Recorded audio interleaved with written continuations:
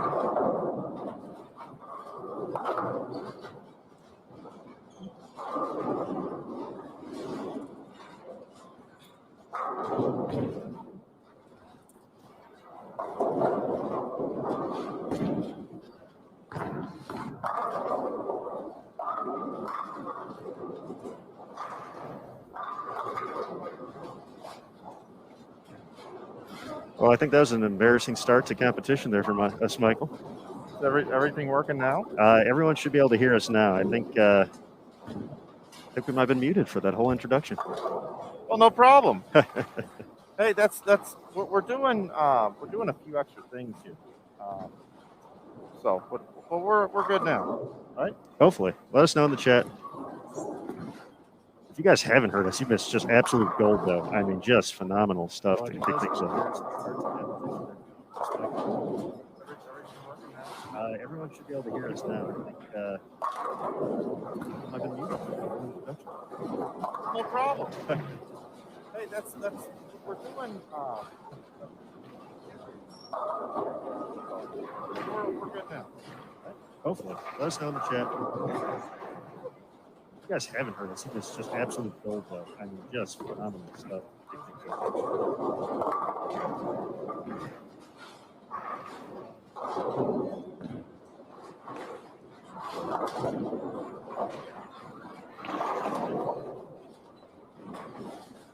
All right, with that, welcome everybody to the 2021 USBC Queens from the National Bowling Stadium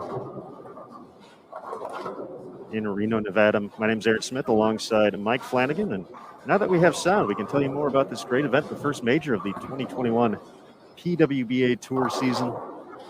55 competitors on the lanes for a 5-game block here today to kick things off. And B-Squad will be up later today, 3 p.m. local time here in Reno, 6 p.m. Eastern for their first 5-game block, 15 games over 3 days.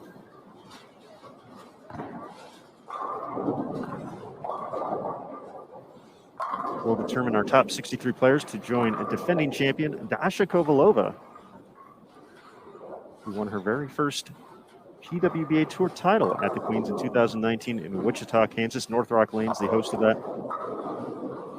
42 feet of the condition. For those of you watching on Facebook and YouTube, we appreciate you joining us here. We're going to be here for game 1 for you. But then you have to head over to bowltv.com for wire-to-wire coverage. That's right. We have wire-to-wire coverage, including the stepladder finals this week of the USBC Queens, all available.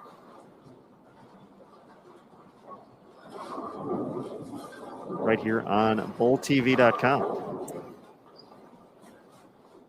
Yeah, Aaron Smith, this morning, just getting things started here on A Squad. As I think about, this event over the course of the next 3 days, we're going to bowl 5 games qualifying here today. A Squad right now. We'll have B Squad for you a little bit later this afternoon. Whole new set of players, 55 players, I believe, on each squad. 110 total, largest field that we've seen this year. So if there's 110 players and 64 make it into the bracket, our cut number, it's over 50% of the field if you do the math there. So it's not important that you lead here. It's important that you bowl well enough to make it into the top 64 on this 42 feet in length foil pattern, 2-to-1 ratio. And to be able to kind of know what happens when you break down a pair in practice. Because when you get into the match play format, double elimination here in the Queens, you'll be bowling 3-game total pin matches against your competitors. And it's really, the practice for each one of those matchups is really important, the way they break them down as a pair. And you'll see some more on the men's side than you do on the women's side, the Masters per se. People will throw certain bowling balls in certain areas to try to mess up their opponents. And then some people just come in and bowl their game and try to break them down to create the highest scoring probability for themselves. So really the goal here is, on day number 1, is to not bowl yourself out of the tournament. Get a feel for the lane pattern. And then just kind of see where the dust settles at the end of the day after the 2 squads. Tomorrow we'll be back with 5 more games. Of course, we'll be back on Saturday with 5 more. And then we'll make that cut to the top 64. And you talked about this yesterday when we were live in the practice session for everybody. Because we're doing everything here on Bowl TV, and this is truly where bowling lives, in case you didn't know that. We are going to be having the stepladder finals here on Tuesday night. And because we don't have any time constraints here because of television, for the first time that I can remember, the top seed on our TV final will have to be defeated twice, which I think is a pretty interesting thing, which means when the two winners in the winners bracket meet in that final match to determine who's going to be the number one seed, I believe it has more importance this year than ever in the history of this event. 100%. A lot of times when you get to that 1-2 match, there's just a sense of relief from the players. You had to win a couple matches against very tough opponents. There's no easy outs in this 64-player field when you get down to it. So when you make the comparisons to brackets and NCAA basketball, and 16 seed has only beat a 1 seed one time in the history of the event. The 64 seed is a threat to win this event just as much as the 1 seed is. So just to get through those first couple of matches and just get to the show for a lot of people is just kind of that, okay, I did what I needed to do. I'm on the show. And there's just a little bit of a sense of relief. And you kind of see just, if those matches are close, the intensity is there. But sometimes it seems like just so many times one person just gets ahead early and the match is kind of settled. That person's the top seed. The one went away. But as you said, with the TV restrictions, if you will, they don't have the opportunity to, it's a double elimination format for the rest of the event. So you can technically lose once and lose the tournament. This year with that, you have the double elimination in your back pocket. That top seed becomes so important. Not only is it, for whatever reason, if you have a bad game, if you just not seeing the look, but, so many people talk about getting the game underneath, if you start the step ladder, you kind of get to see how the pattern develops and make the moves. Now the top seed has that advantage as well. So even if it goes bad in game 1, they can see what's happening with the lane, make those adjustments if they need to go to game 2. And from there, they're in business. Yeah, looking at the scores here, that lane pattern being 42 feet in length, 16.75 milliliters on the way down, 8.95 on the way back for a total volume of 25.7. They're using fire, oil in both tanks, and they're using tank A on the down, tank B on the way back. But that 2-to-1 ratio, because of the fire, and because of the way that the taper is put down on the lane, there is friction down lane. You're going to see balls change direction. And we're already seeing it here this morning. Quite a few strikes here from our opening pair, lanes 65 and 66 here at the National Bowling Stadium. And we took a look at this pair during practice for a little bit, mentioning that we were probably going to see 2 of the players attack the lanes one way and 2 of the players attack them a little bit differently. For Laura and Giselle, a little bit higher rev rates, probably going to be creating a little bit more shape out there. Carolyn and Lily probably going a little bit straighter. Just due to the rev rates and kind of where they like to play on the lanes. And as we discussed with Nick Hoagland when he was joining in the Bowl TV chat, is you had a few different options to play.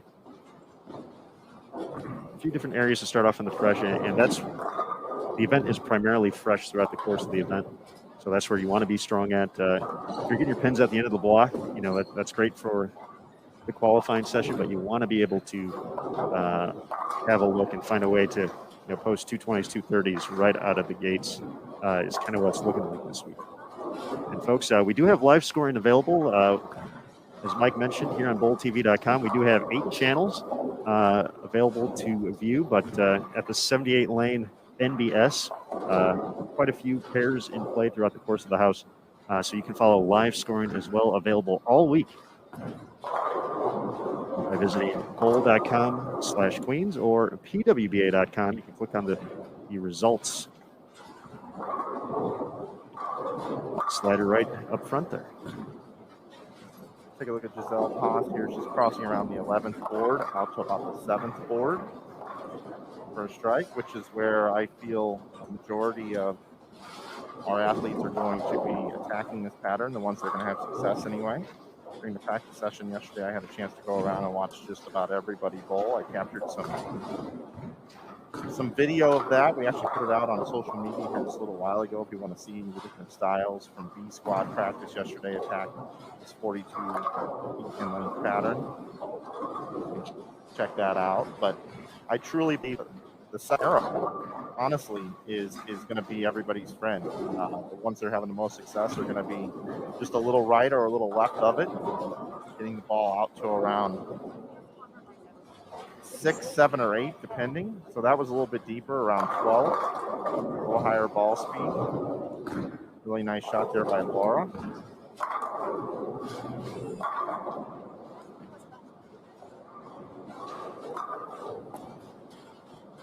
Just outside of 10 there on the 8th or 9th board. 10 back.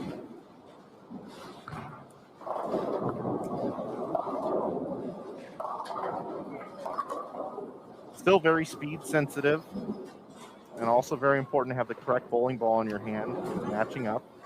Got the ball reps here, of course, from great companies out here on tour. Really appreciate the manufacturers stepping up and continuing to support the ladies by sending out representatives to help the ladies. Carolyn there, she's up around 8, 7 or 8. The straighter game of the pair, I would say, for sure. Giselle opening up the lane a little bit. One looked a little quick off her hand,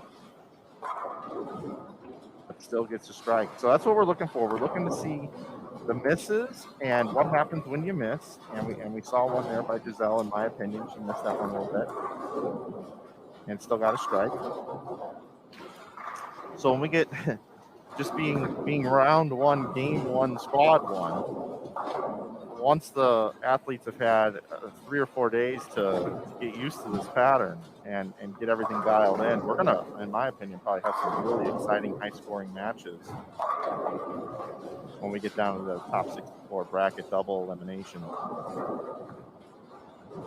And for the folks who maybe didn't watch throughout the course of the USBC Masters, which was also held here at the NDS, you notice that there's no one bowling to the left or to the right of that pair. So with social distancing, with safety procedures and protocols in place, that is another aspect in talking about being comfortable with the fresh. So for this first game, they're only going to move one pair to the right. So obviously no one's bowling on 67, 68.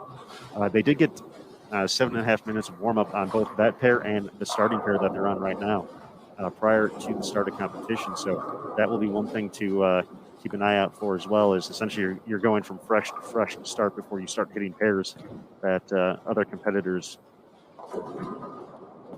spend some time on.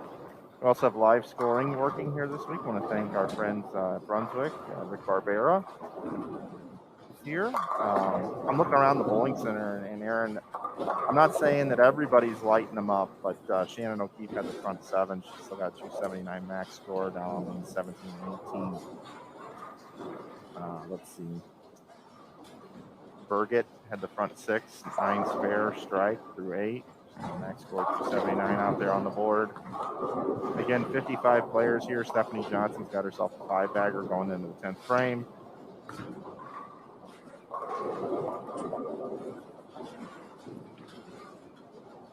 But not everybody hitting them as I look here. We actually picked a really good pair to start on here. As a collective unit, I believe this will be the highest scoring pair in the building. So good job, Aaron, picking the pair this morning. Come on, Mike. You know that was all you. No. No, you had 2 options, and you clicked on this one. I like this pair so much from practice. What can I say? Yeah, Me too. And who doesn't love a Hall of Famer? Holy cow. Yeah, there's definitely some back end reaction when you're leaving 7 9s in the pocket. That is sure really unfortunate break.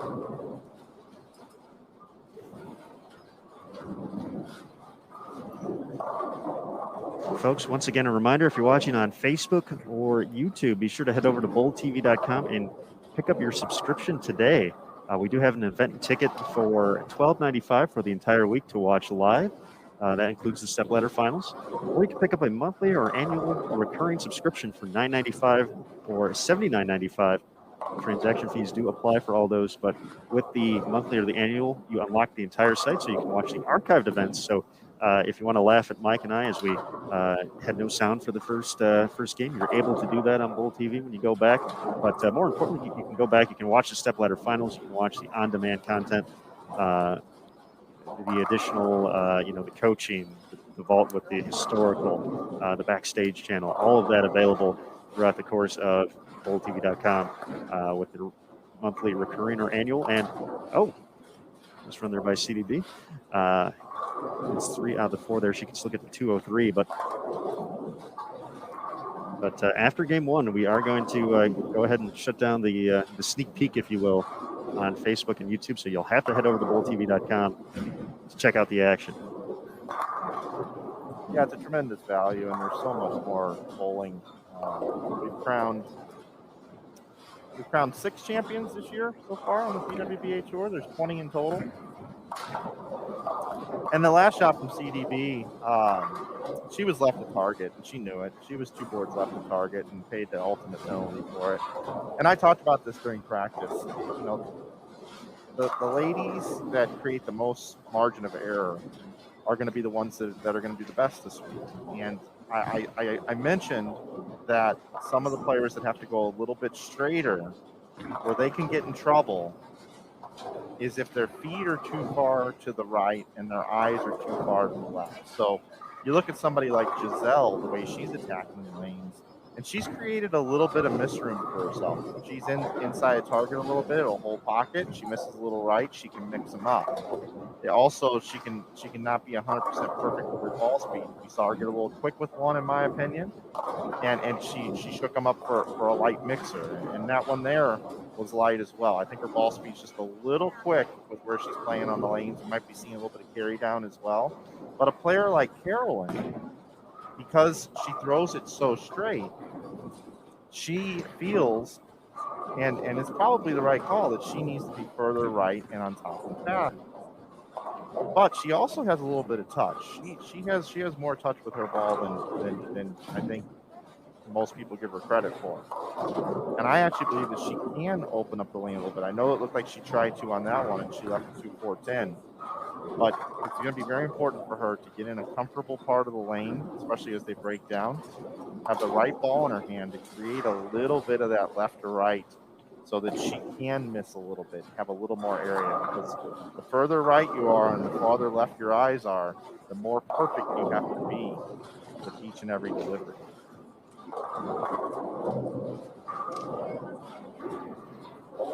I'd put Carolyn at about 45% on picking this.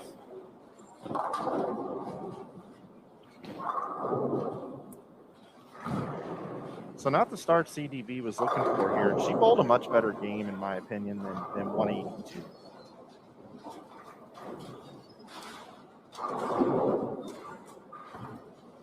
Giselle got to the right a little bit quicker there, and it finished up nicely. I don't know if she made a ball change there or not on the fill. I couldn't tell. The 244 start by Giselle.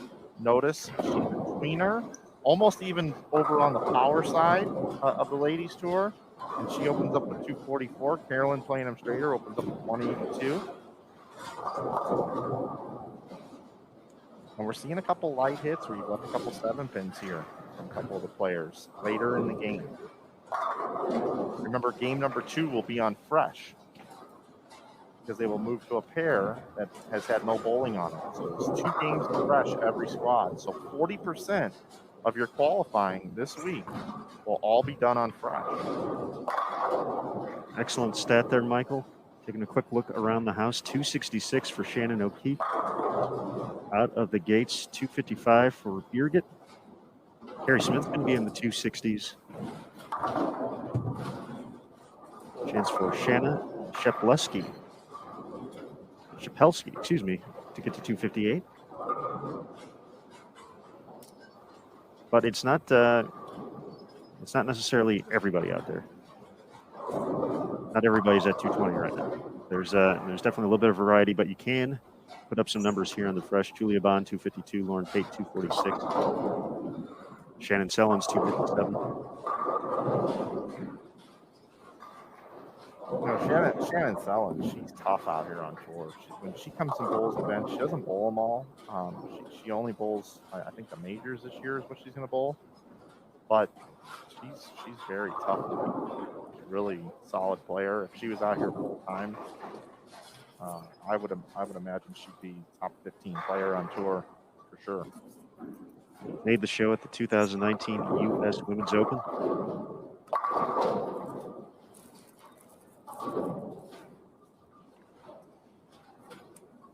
All right, a pair of 240s, a 2-teen, and CDB with 182. I'll tell you, Carolyn's going to bowl a better game the next game. Folks, if you want to see that, you know where to go. BowlTV.com. So for the individuals who joined us on Facebook and on YouTube, we certainly appreciate it. We hope you enjoyed the sneak peek here at Game 1 for A Squad, Round 1 of qualifying at the USBC Queens. But unfortunately, this feed is going to be going down for a quick second. So we're going to go ahead and throw up the schedule graphic just a reminder so you can see all the times coming up. They're going to get into Game 2 pretty quickly here across the course of the house once everyone finishes up. But we're going to take a quick break. So everybody sit back and enjoy as we prepare to get ready for the rest of the block. So head on over to bowltv.com if you're not there already. For all the folks who are already spending some time on bowltv.com, we appreciate you. Y'all are the best. We're going to have a giveaway coming up a little bit later today as well, only on bowltv.com. So be sure to check that out, and we'll be ready for game number 2 here at the Queens in just a moment.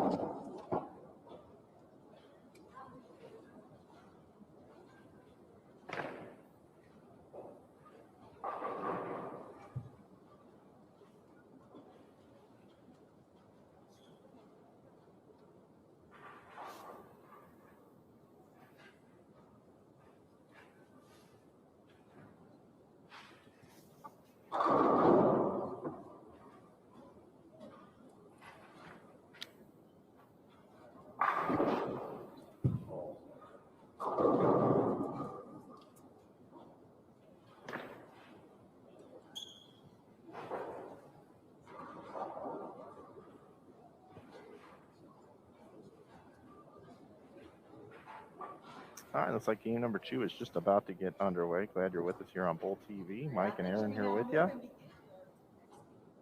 We're going to stay here just for a little bit. We'll see how these ladies attack the fresh again. Again, not every pair has 4 players. Some have 3, some have 4. 55 players on the squad here at the MBS.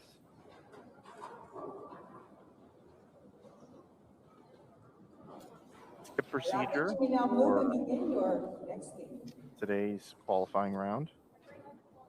Players will start on their opening pair and move 1 pair to the right, which is a fresh condition. Again, 40% of all qualifying will be done on fresh condition. Then this group here, just to give you an idea of how much they're crossing throughout the bowling center. This group here started on 65 and 63, now on 67 and 68. Game number 3, they will move all the way down to lanes 25 and 26. And for game number 4, they'll move to lanes 39 and 40. And for game 5, they'll move to 53. So quite a bit of movement here after the first 2 games, 5 total games here today. Then the players will have the rest of the day off. I know some of the ladies are taking a trip to Tahoe today. So they have the opportunity to kind of unwind a little bit while still bowling in a very pressure-packed major environment.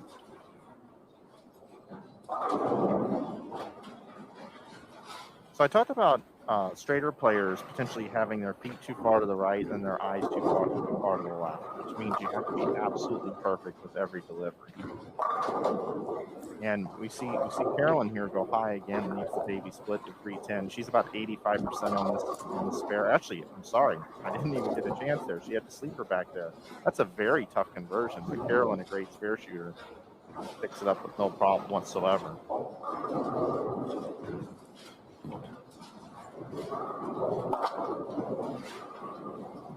Looked like our first shot just got going left a little bit quick there, and without creating any shape, going fairly direct.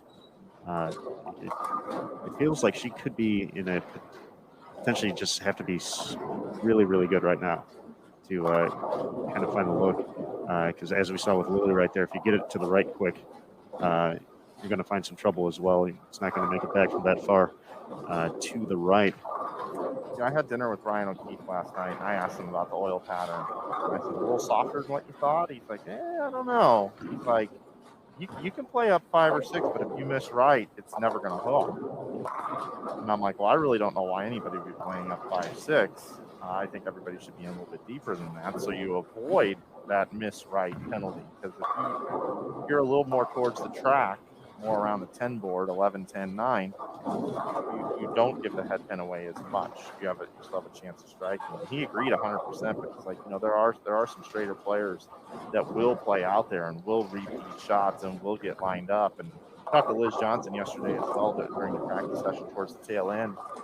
And I said, Liz, where are you playing them? And she said, I'm up about 7 or 8. I said, you try anything in like 10, 11? And she's like, no, I don't really want to be that deep. She goes, because I think later on in the week I'll have to move further right. I think the pattern will move further right throughout the week as the pattern gets put down multiple times here at the National Bowling Stadium. I'll tell you, I like Giselle's look. I like her rev rate. Just from what I'm seeing early on, the players that can get the ball to tip a little bit more and change direction in the mid lane and then down lane are be able to create a little more area for themselves.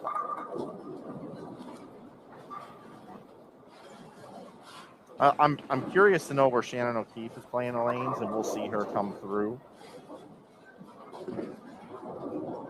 Next game should be on 41 and 42, along with Verdi Crawley and Christine Gill. Yeah, I think next game we should cover them. I think we should go to that pair next game.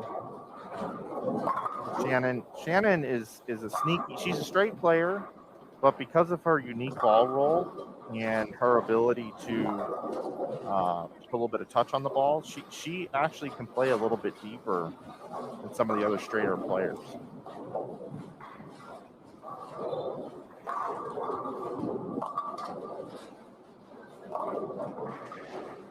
See Giselle there, just pour through the middle.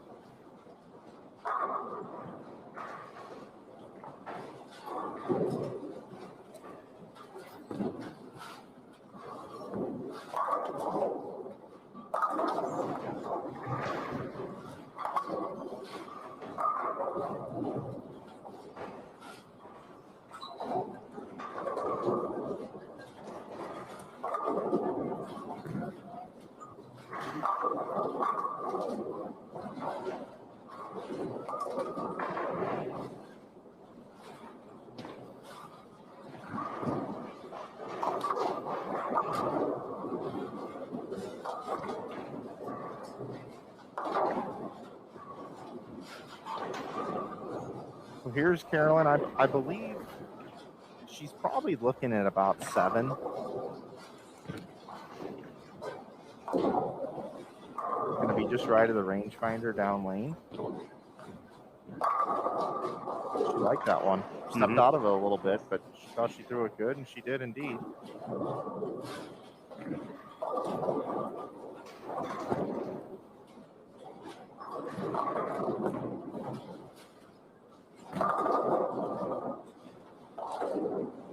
Carolyn last week was having a really nice week. Bowled 2 bad games down the stretch.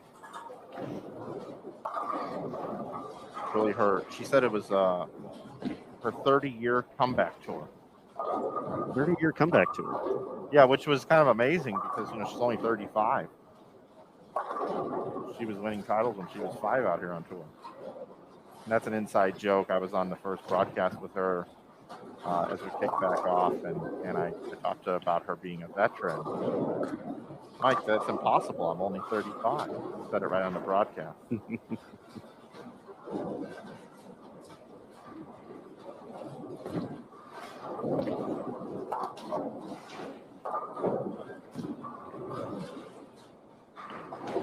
And I think Carolyn's shot making is just, obviously she's one of the greatest shot makers of all time here, not only on the women's tour, but just in bowling in general. And I think the one thing for her, as long as she doesn't get the ball left early. That one looked a little right. That's right. Still was able to haven't make the move. So I think that's her no-no, at least to start here on the freshers. Directly up the lane, good. She's got a little bit of room to miss right, and odds of her throwing it out the window is very rare. So I think just potentially, as long as the ball isn't hitting left quick for her, be in pretty good shape here. Just her shot making ability and as you said earlier, her touch. Yeah, we saw that shot get out to the right there, playing him straighter. You missed right, and we're going to use the head pin and multiple pins with it.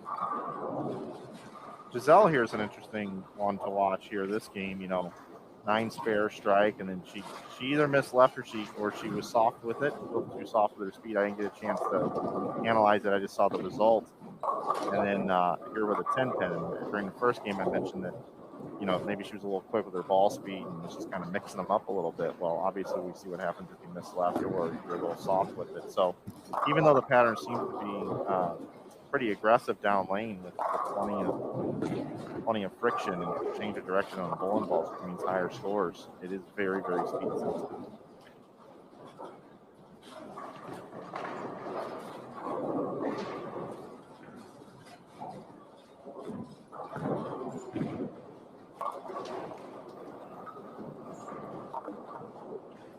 Good shot up the hooks. All right. See, that's creating a little area there. Little right of target down lane. It's that right rangefinder down the lane. Furthest tracer down lane. You're gonna if that ball, when the players that are playing in will cross over it. The further out you're playing will be just to the right of it down lane.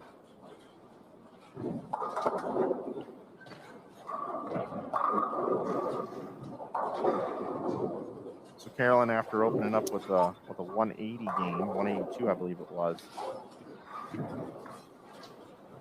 looking here to bounce back in game number 2. Another great shot by Carolyn.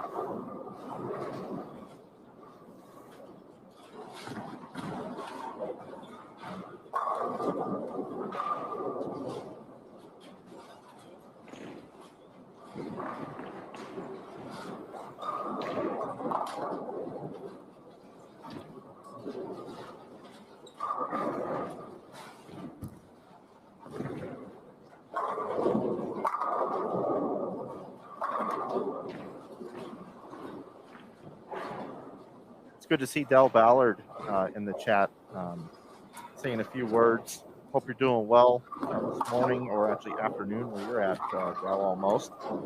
Hope things are going well for you, buddy. I miss working with you. I miss seeing you on a regular basis.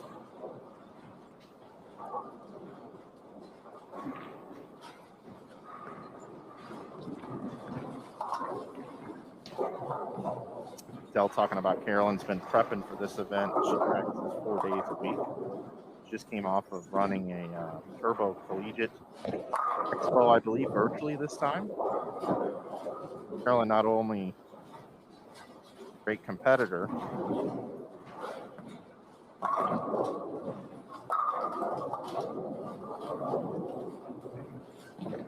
but also someone that gives back to the sport of bowling. I got to see what's going on here. I don't know what just happened. I'll be right back.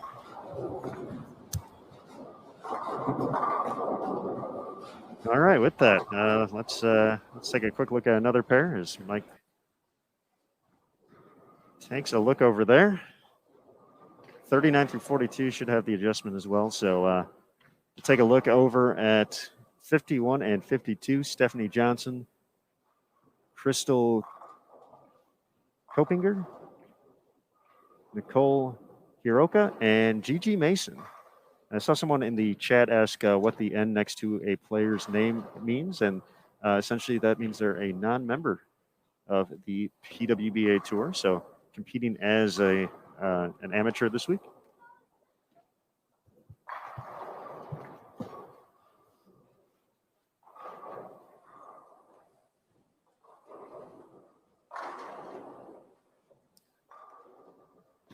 All right, it looks like they got fixed. Good job, Mike. Yeah, I just ran down there as fast as possible. I guess we have like a ghost or like a goblin here in the building that just switched that camera over to just the scoreboard. That was a strange view. Or it almost looked like just the scoreboard got like it enlarged like 3 sizes so you could still see part of the bowling. Some way, somehow, just that camera shot was sent as the main program. So I think it's because I was talking directly to Del Ballard Jr. in the chat, and somebody said, "Mike, you gotta slow your roll here. You and Del can't have a conversation in the Bowl TV community. We need you to get up out of the booth, run top speed from 45 to 66, get your workout in, and get that changed around." I did see you dart across. Your combine numbers are looking good for 2022. They most certainly are.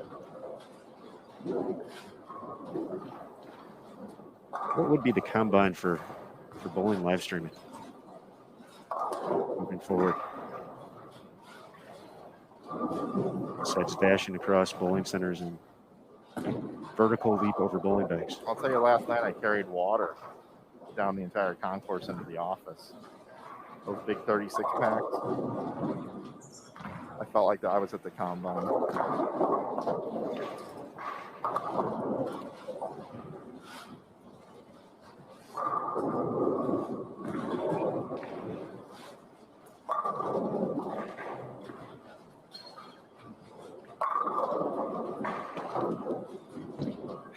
Del Ballard says he is the crowd.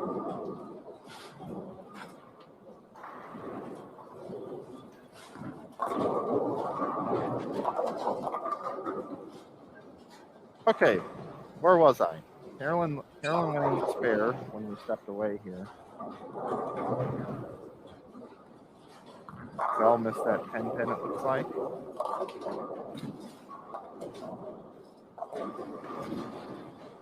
You know, that's been patented in Carolyn's career. That's been a trend. When she either goes it a little quick, misses it at the bottom, or is a little right at target on a pattern like this, she doesn't just leave a 2-pin. She doesn't just leave a 2-8. She's got to leave the bucket. The 2-4-5-8. And I think it was last week, I was with Emil and I was commenting about Carolyn's spare shooting. And she doesn't just throw at the 2-5 here. She splits the 2-pin down the middle almost every time.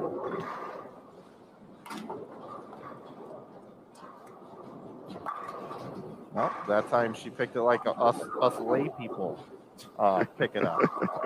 She normally splits the ball touches the 2 and the 8 at least 70% of the time when she throws it at the bit.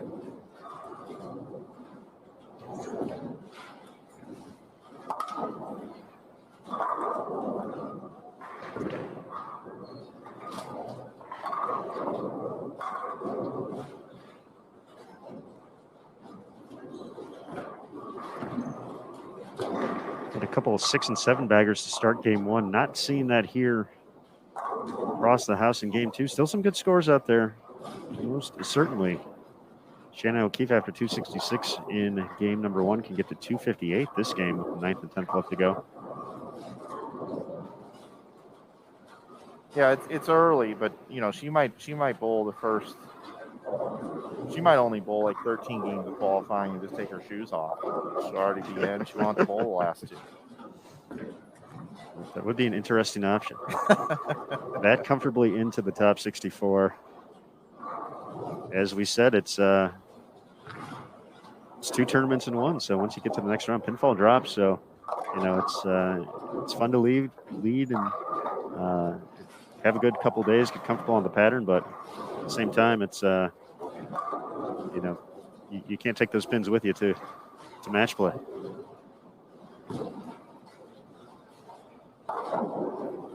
I'm sure some folks have tried over the years. Neil says no. Leave those pins behind. No pins left behind. Wasn't that a political statement a few years ago? Oh no, that was no kids left behind. No child left behind. I don't watch much CNN or Fox News, whatever it is you're into, right, left, whatever I hear. I picked that up one day, but no, I don't really follow much of that. I watch bowling instead. YouTube videos. I'm subscribed to Bowl TV's YouTube, and I just watch all archive stuff. What I do is I like to go look at the oldest stuff possible. Then I watch this and say, man, look how amazing Bowl TV is today compared to 10 years ago.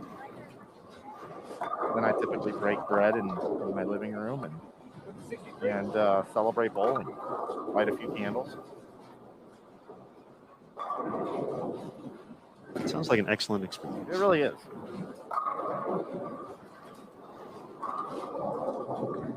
Michelle Sterner over on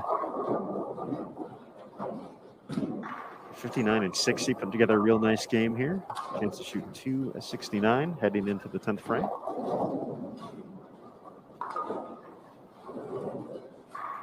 Giselle here has really had a rough game.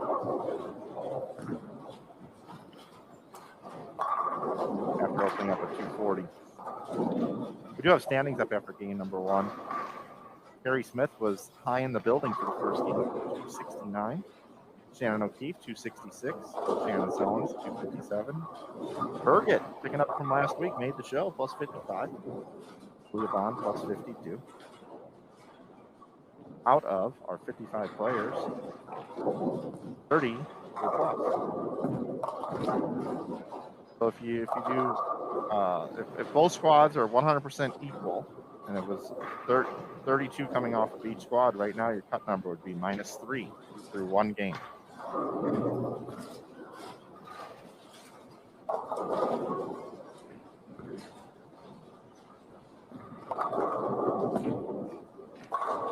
Back-to-back buckets.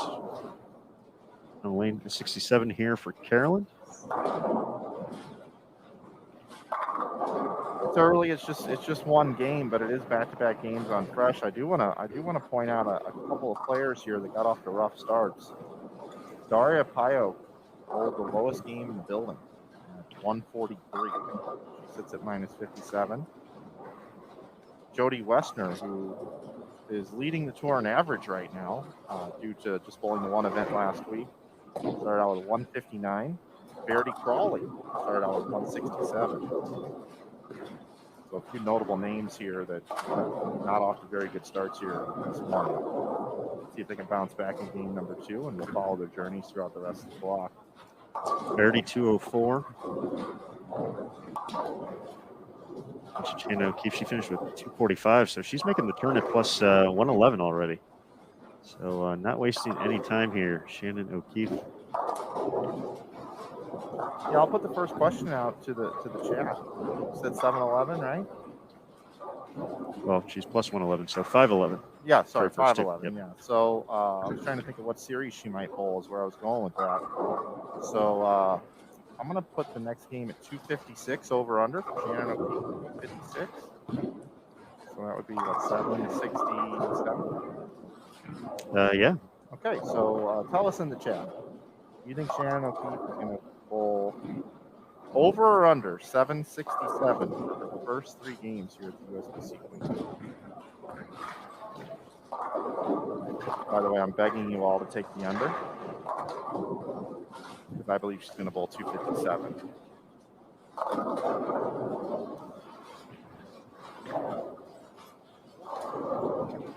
And we're going to have her for you in game 2. Essentially back-to-back opens to wrap up this game. And yeah, Mike, as you mentioned, just complete 180 after the game number 1. Giselle and Laura as well really had great looks for making great shots. Laura is still, she started with 4 out of 5, but hasn't struck since the 5th frame, but can still get to 2-team this game, get right around plus 50 if she can find a double. But yeah, everything Giselle gained in game number 1. It's gone. So she just tried something there, or that might have gotten away from her. But Yep. Now -2, just like I that. mean, she looked great game 1. She just, whatever reason, this game just got caught and missed a single pin spare. 4-4 up there in the third, staring at you. Just squirrely ball reaction. Highlight. Conversely, Carolyn is going to take advantage of that 4-bagger in the middle of the game. Made a couple buckets. Nice bounce back here. Shoulder frames and see, now I like that 223. one. I know it's a different angle, so I couldn't see it perfectly, but to me it looked like Carolyn got a little bit more around it, a little bit softer, and the ball actually peeled off with a little bit better change of direction down lane for Carolyn. That's left to target big time. Oh, and almost see, that's what we're looking for, Aaron. When you go up and you make a shot like that bad, that far left off your hand, and still only leave a 4. Fortunate break there, but that's what you're looking for. You're looking for these. Now that's right at target lane. That was very right at target down lane. That ball did not have time to come off of that lane pattern and hit the head. That's what we're looking for. Is the players that when they make a bad shot, don't pay a huge penalty. And Laura didn't pay a penalty at all. Laura opened up with 242.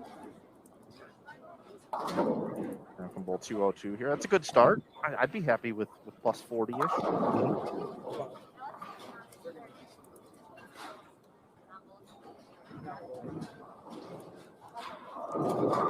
76 for Lily. She's going to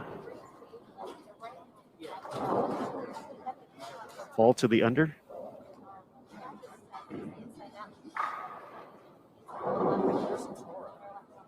One final shot here, and looks like across the house, at least in our featured pairs, everybody's just about done here with game 2. So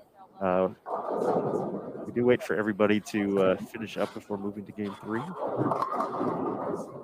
200 even, so Laura will stay at plus 42. CDB gets to plus 5. Bell falls to -2, -9 for Lily. So pretty interesting 2 games to kind of follow there, to just kind of see progression, basically going from fresh to fresh inside the practice session for both of those pairs. And with that, game 3, we said Mike has set the line. 256. Yep. 767 would be her opening series if she bowled 256 this game. And I asked over under in the chat, and a lot of people took the under, which I understand that. But at the same time, there were some people in there saying you cannot bet against the Mama Bearcat, and I'll take over. So it'll be fun to watch Shannon O'Keefe compete here on this next game number 3 coming up. Also, Dell was talking about here in the chat, giving some great analysis for us, letting us know that Carolyn made a ball change to a quicker response bowling ball. And that's why we're able to see more. So thanks, Dell, for that one.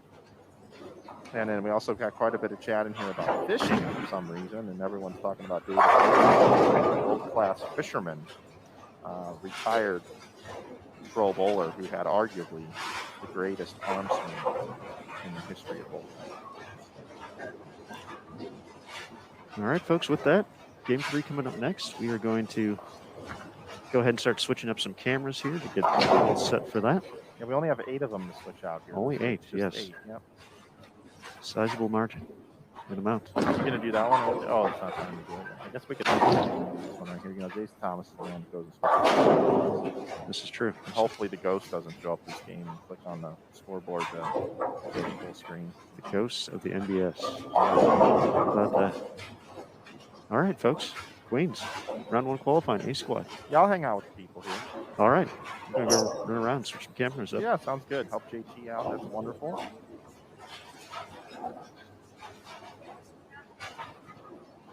All right, so we just had to find the last pair finish up. So now Neil just made the announcement that you can start your 3rd game.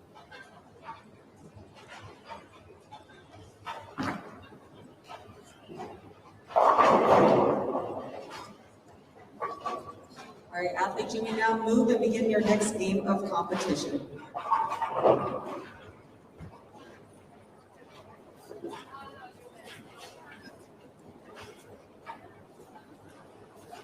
Just for fun, those of you that were curious about the oil pattern, I figured since we do have a break in the action, I'll display it here on the screen for you. Again, it is 42 feet in length, 25.7 milliliters of oil. They're using fire oil. 2-to-1 ratio, very flat, very speed sensitive, as we've been talking about here this morning.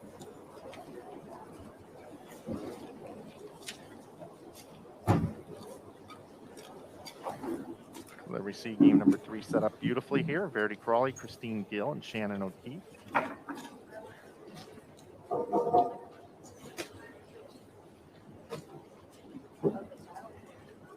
With Shannon being 111 over, would be my estimation, and I have not seen her throw a shot, that she is playing around 10.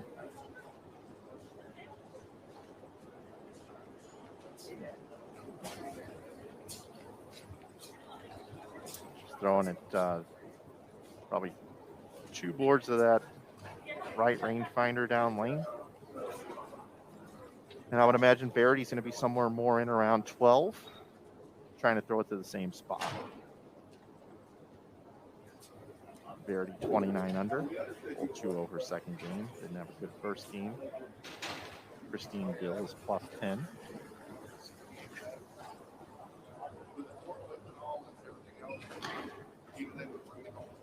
We should have a good one here for you, folks.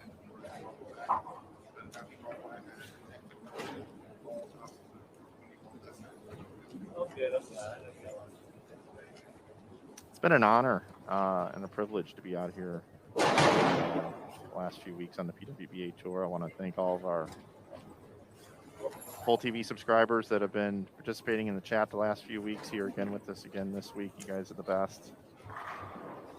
I love looking in on the chat. That's one of my favorite things about this gig, working out here, is being able to have an honest conversation with all of you, the audience.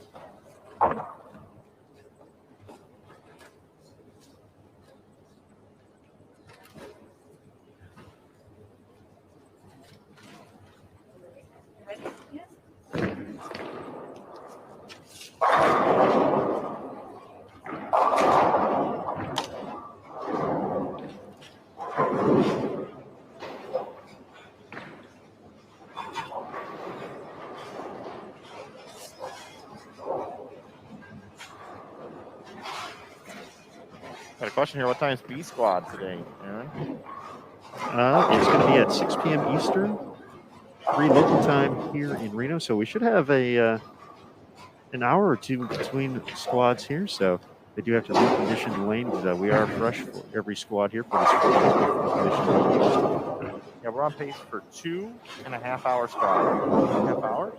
That sounds about right. All right. It's up here. Lane 42. I want to take a look and see what she's playing there. Whoa, she's further out than I thought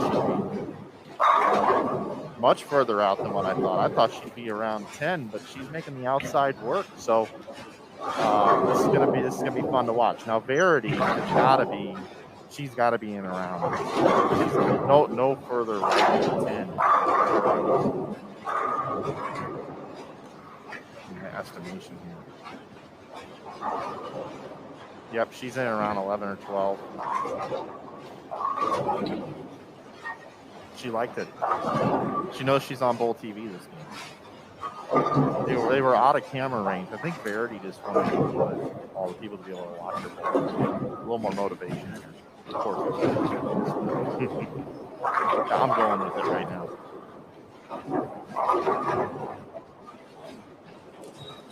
Christine Gill, looks like where she's lined up here, she's going to be right on top of where Shannon's playing. We see Verity go into the topography graph pretty quickly here. Yeah, and I guess they handed them out. That was a question yesterday. They hand out topography graphs here like at the Masters. And I didn't see any of the players having them, but they do have them in hand now. And here's something else, Aaron. If you look, I mentioned that Christine was playing right on top of where Shannon was. Shannon just talked to Christine about her last shot.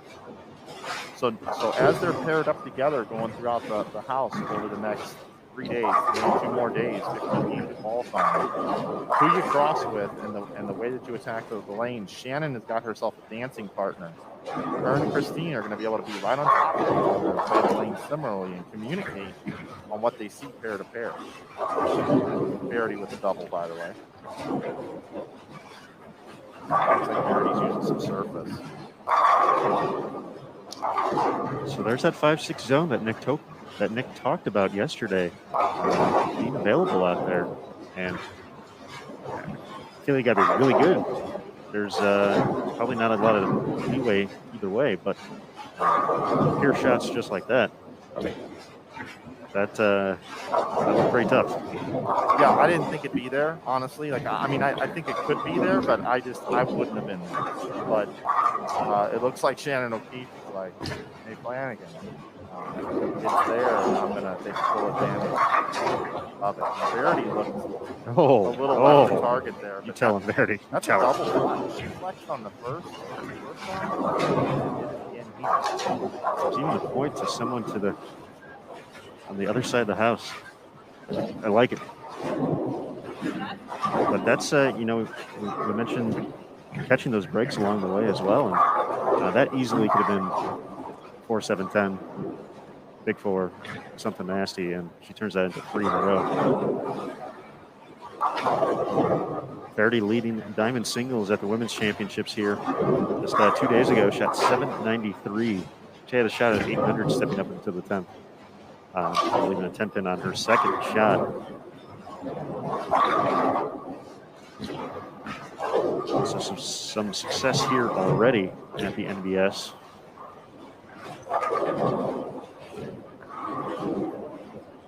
We can get things going here in game number 3. I'm just going to throw it out here right now. With those couple of breaks Verity got early, Shannon was right at target there. But look, she leaves a 2 pin as compared to like somebody like CDB who was always a bucket when she missed right. Shannon missed a little right on that one. Only leaves a 2 pin. No washout, nothing terrible. Just a simple little 2 pin here. I like it. But I'm going to dare say this right now. Verity Crawley, those couple of breaks, that's what you need to bowl 300 games. We'll throw it out right now. It's early in the game. First 3. Verity Crawley this game.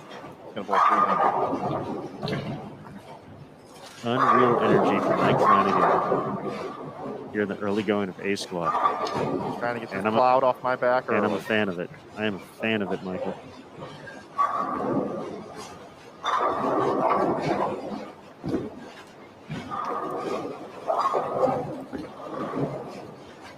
Verity, you guys can play up 5-6 all you want. You guys just keep playing there and burning up a spot for me to be able to. And that's a fair point as well. I mean, obviously, once you get into game 3, you're hitting pairs that other players have worked on. But I'm sure that's something that's going into, and I'm sure all the players are talking about. They're certainly. Hook! Oh! Didn't make it to the 4th. That might have been her best shot this game so far. Those in the chat that think that I jinxed her and she was going to big 4 on that shot. Take that. Only a 10 pin. All right, she's got 257 out there.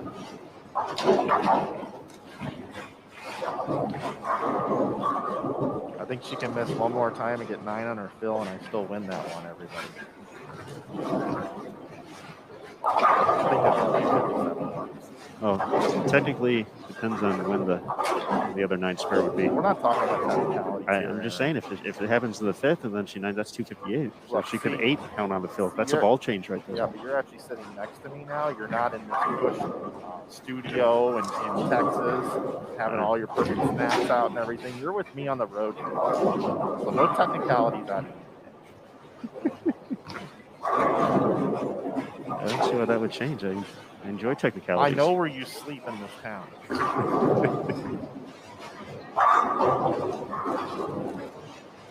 Big thank you to the Row, our presenting sponsors here. Presenting sponsor of the USBC Women's Championships.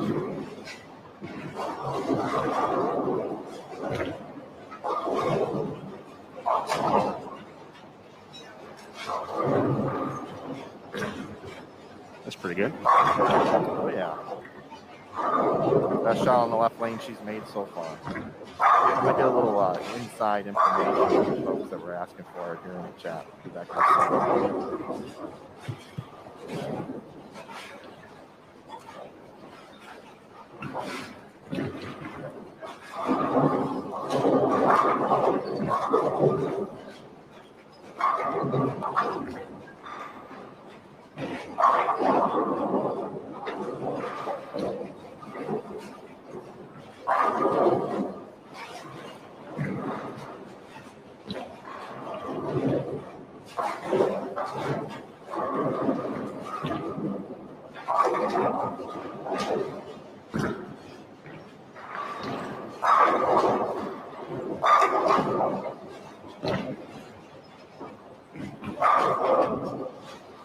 All right, Mike has hit the ground running here at the NBS to try and pick up some extra information here as we watch lanes of 41 and 42 with Christine Gill, Shannon O'Keefe, and Verity Crawley.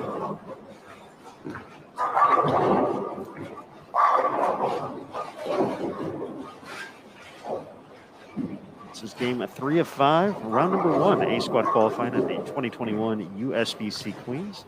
7th event of the 2021 PWBA Tour season and first major championship. Second coming later in the season at the U.S. Women's Open. Dasha Kovalova is your defending champion. She's going to be bowling a little bit later today on B squad.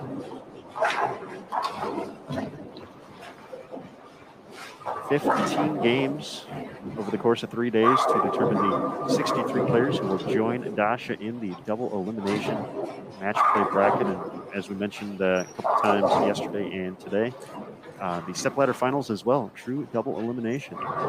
So that's going to be extra exciting and adding an additional element to the competition throughout the course of the week here.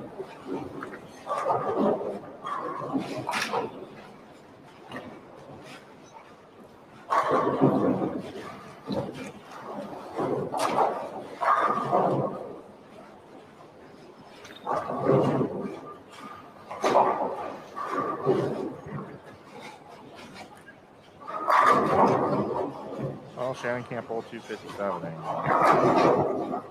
A little disappointing. But I do have some information for the people that are asking in the chat. Shannon is using a radical pandemonium, and Verity is using a crystal proton system. A couple folks wanted to know.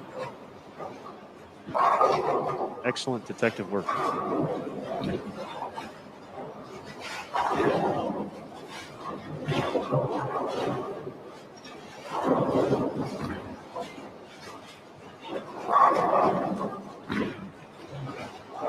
Mike, as we settle in here, A squad, we're kind of hitting the halfway point. What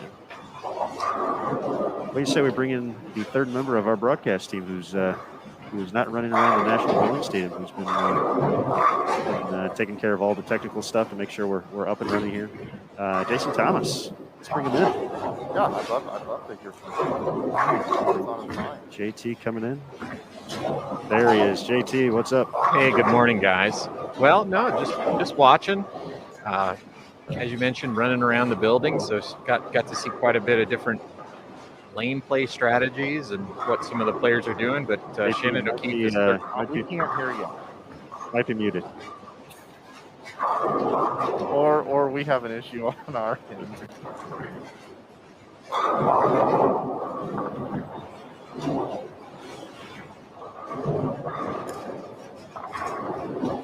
We're talking about these ghosts here in the building doing weird things here today.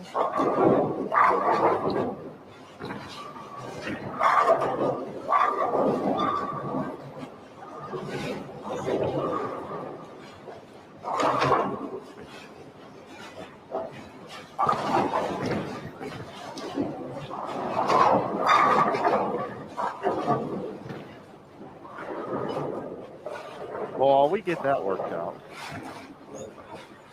Verity Crawley. And this is a good game for Verity because She's been able to string some strikes. She's been able to create a little bit of area. She's got a couple of breaks. Off that opening game, I'm sure she's going to feel good about 3 games. Pacing here to get back to it.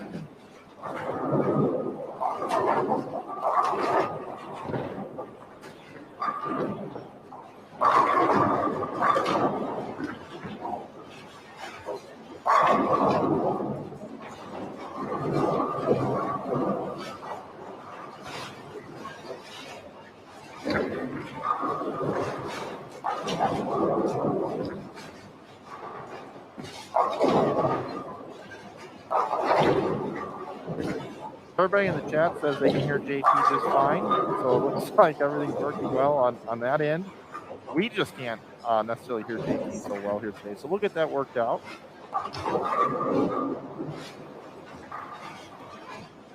Thanks for your feedback here in the chat.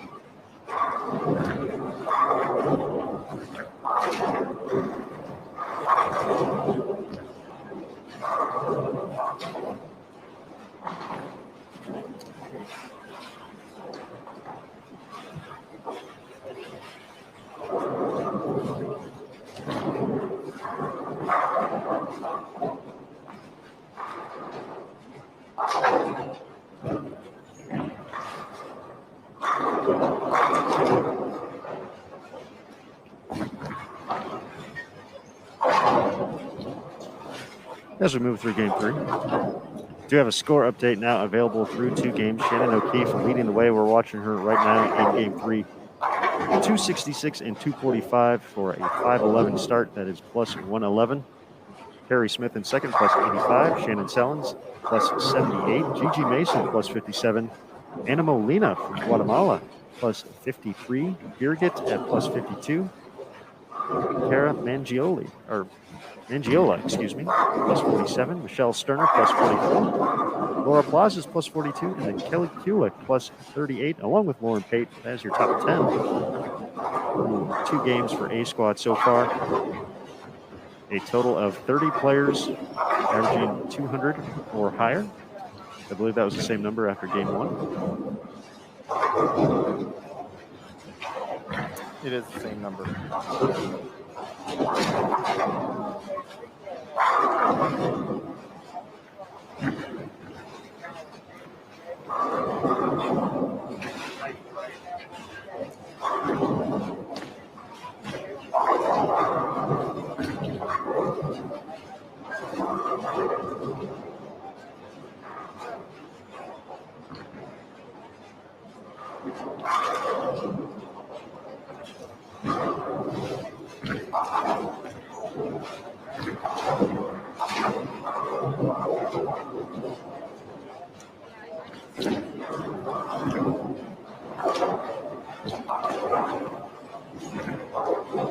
Oh, Verity's even in deeply on that one. So that one was around 13.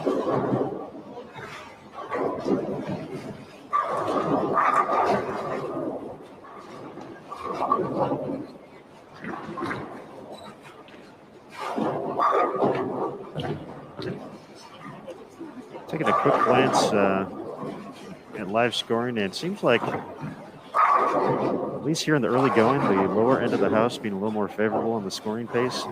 Some big scores right now at 17 and 18, which is, that's right around the area where, let's see, who started on 17, 18? That was O'Keefe Crawley and Christine Gill started on that pair. Alicia Current can shoot 290, Kayla Pacina 269, and Summer Jasmine 245, all in the 10th frame over there. So some big scores. Yeah, let me ask you something on that. Women's championships have been going on here. Are those pairs that were in play for these championships, and are these pairs down here not in play? I'm just curious.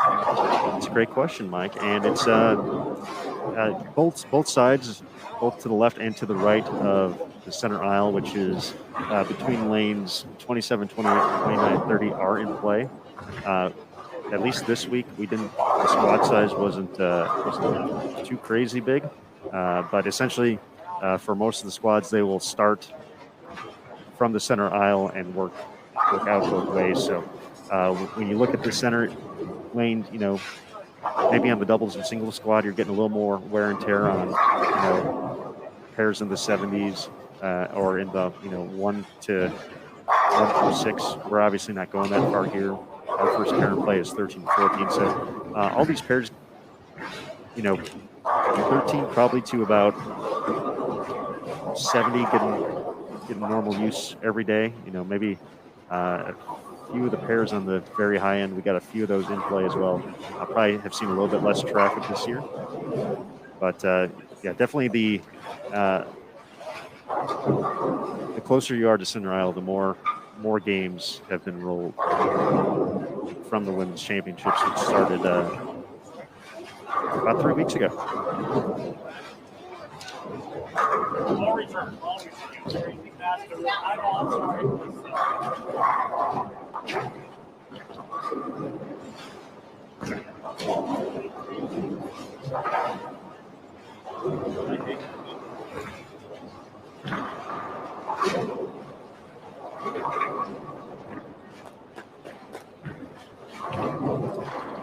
Mike, you made a bold prediction. Said Verdi is going to make a run at 300. With the strike, she's going to get in 250s. And after minus 29, pretty good. And we're not going to have that same shot. No, she said, Aaron, I need you to kind of keep it down a little bit here. That's a weird part for me. I've been able to go crazy and yell in the comfort of the Bowl TV studio in Arlington, Texas. They are just, we sit behind 45-6. They're over on 41-2. So I'm sure she felt the nerves of Aaron Smith calling her out on 250 here. Oh. Hello, Messenger. Now I realize, Shannon's leading the tournament after she's bailing out games as the champion she is. But I like Verity's look further in than I like Shannon's look further out. Okay. Now, I realize two completely different players, two completely different rev rates here, but I do think Shannon can move a zone left, more around the second arrow, and find success and create more room for herself. I'm sticking to this. You're hard pressed on the track. I am. I really am. I think feed it to the track and let the dog eat. That's what I think.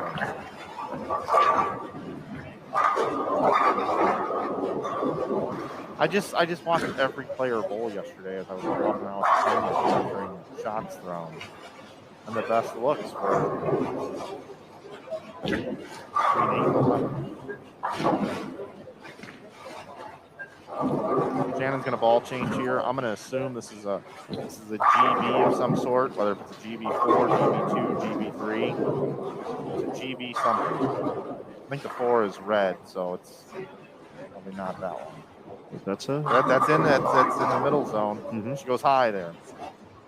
So I think that's either move your eyes a little further to the right or move your feet a little further to the left to keep your target the same. I think that's going to be a better play for Shannon, just a personal opinion. But obviously, her and her ball reps will figure that out. They're out there bowling. They're the ones that do this every week. I'm just up here in the booth. Christine Gill now. Trying to finish out a game here. Never caught a double, so she's going to be sub 200. And that's what we say in bowling. In your bowling events, if you open, you need to throw a double to make up for it somewhere. And it's a perfect example of Christine Gill not finding that double. And because it's the 10th frame, doubles don't quite mean as much in the 10th. She'd have been able to find the double somewhere in the middle part of the game there. She could strike out for 2-0, but it's still 191 max score. Beautiful shot. You see Shannon even giving her a clap there. That's the other thing. Shannon's so encouraging of her competitors.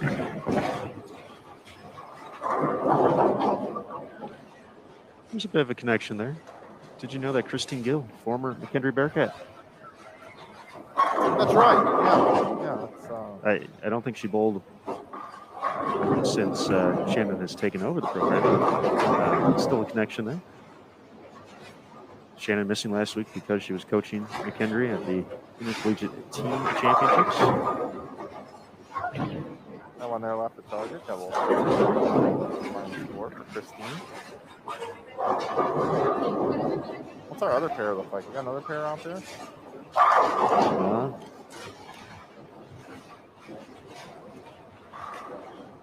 Let's see.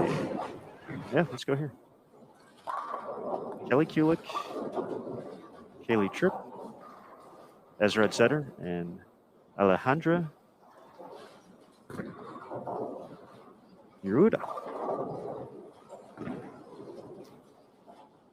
Kelly with 220. You see a string of 3 and a string of 3 twice in the game. So 2 triples. That's what I look for.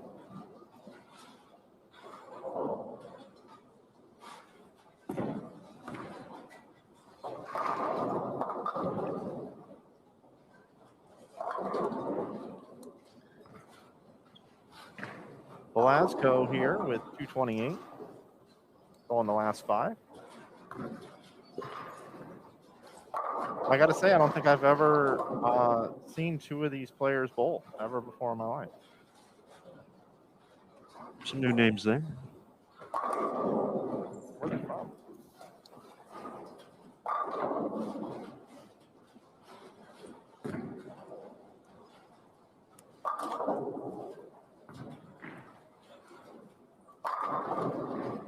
Alejandra from Highland, California. Kaylee from Butte, Montana. And Azarette has been a longtime member of Team Mexico. Other big scores around the house. We talked about some of the strings of strikes on the low end. Alicia Current finished with 279. She's at 705. Oh, so wow, plus nice. 105. Kayla Pachina, 269. She's at plus 92. Julia Bond, 255 to get to plus 89. I believe we have a new leader, Shannon Sellens. Shooting 246 that game. She's now at plus 124, so she's going to jump ahead of Shannon O'Keefe. Sellens, yep. It's amazing just how well she does at majors. It really is.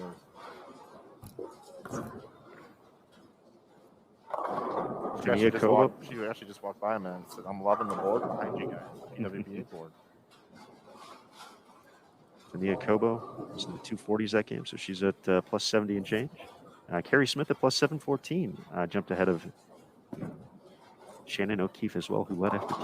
So now we're at that awkward moment once again where there's no bowling going on. It's eerily quiet here in the NBS. So we are, and I'm going to take control of production right here. All right, I'm going to go change some cameras. Bring it in here to the booth. Oh. Yeah, you go. Get out of here. Fine, I'll leave. I see how it is, Mike. Yeah. So I got the chat right here on my screen. Aaron's got it right here as he's gonna get out of here. Want to welcome everybody, and we're in the National Bowling Stadium here in Reno, Nevada, for the USBC Queens. That was a question we had in the chat. Want to say hello to Chris, Jalen, Michelle, Mark. Everybody's been hanging out with us here today. Veronica, getting ready to head into game number 4. Currently, right now, the players switch around. Every pair has been sanitized between games. Also, another note here you may see over my shoulder right here is we have every player that's the locker room. It's up and down the concourse. We had the same thing at the Masters and the US Open. So the players have a square. It's I think it's 4 feet by 4 feet is the how big each one of these squares are, and the players are allowed to put as many bowling balls as they want to stack on their square. So that's up and down the entire concourse here at the newly remodeled National Bowling Stadium.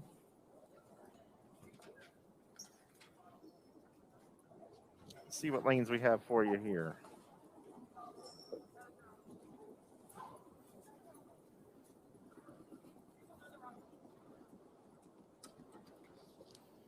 Teresa Wojner, Samantha Nab, and Birgit.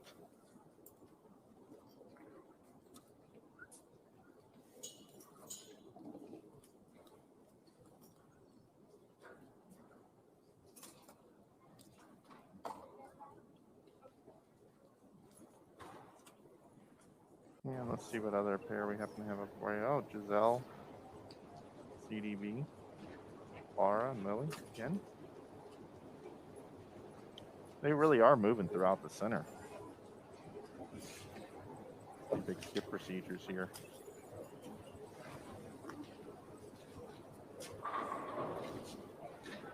If I can find our tournament leader.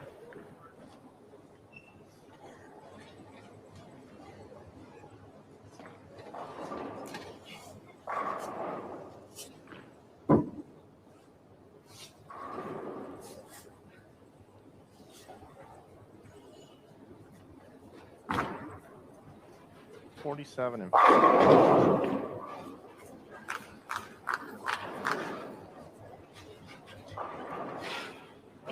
I'll work on getting that pair up real quick.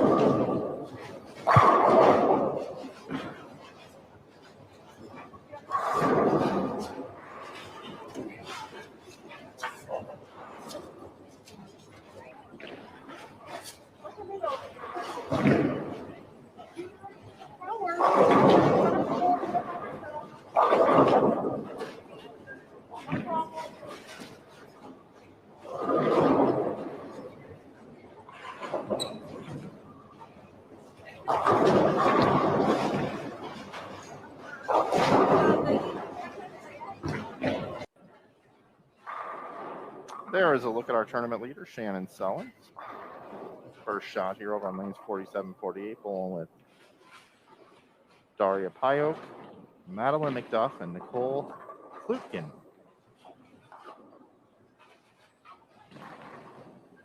Daria sits at -68, Madeline at -84, Nicole at -24, and then Shannon at +124.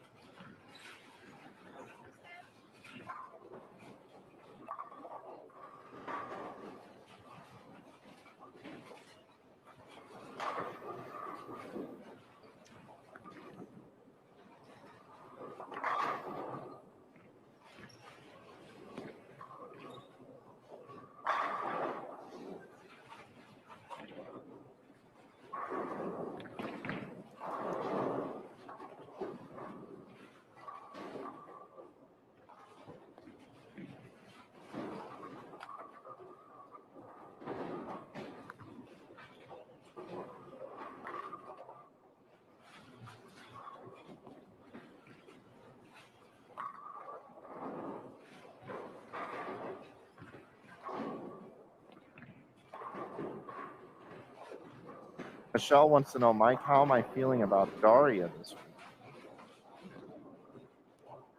Yeah, if you tuned in last week, I was trying to will Daria into that cut last week. I loved her look in practice. I mentioned I thought she had the best look in the building. Her ball just was shaping so well in that pattern. She just missed the cut. She bowled a good last game, very solid last game, and just missed cashing. I didn't get a chance to watch Daria much during practice because we were on air and I was in the booth the entire time. But I can tell you that I've seen Daria bowl well in this building. Aaron Smith might be able to know better than I on this, but I don't know if it was the regular Masters that she made match play, if it was the men's Masters, or if it was just a deep run at the Queens in this building. I think it was the men's Masters.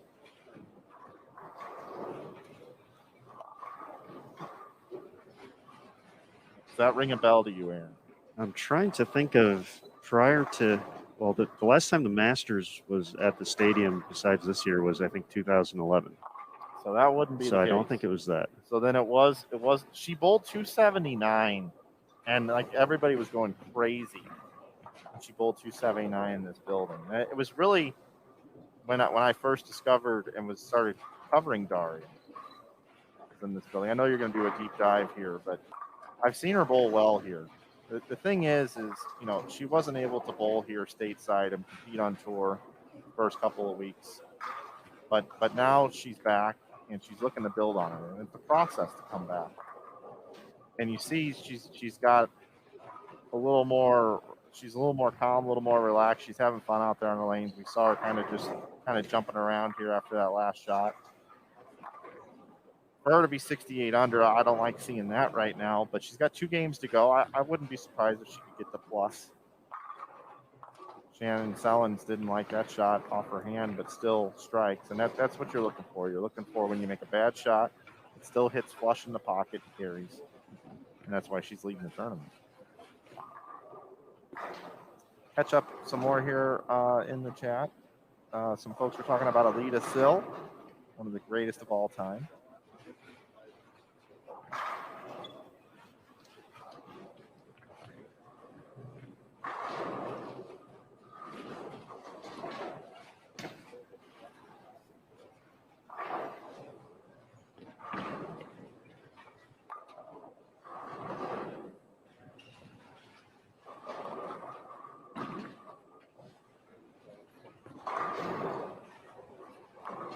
There's Daria. Another strike for Daria. So she looks good from what we're seeing here in game number 4.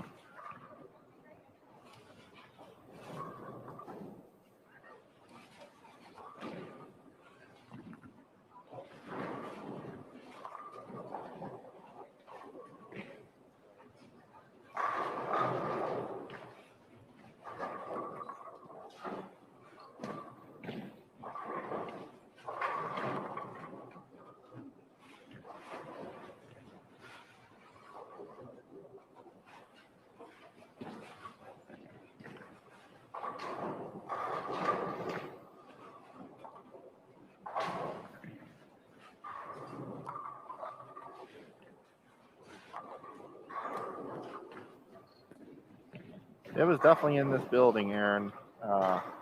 Could have been one game, but I just remember a lot of folks were watching Daria and thought that she was the next best thing coming out with as much power she generated at the bottom of the swing a few years ago. But as I've passed over into my 40s, I can't remember things as well as you guys. I don't have a memory like an elephant.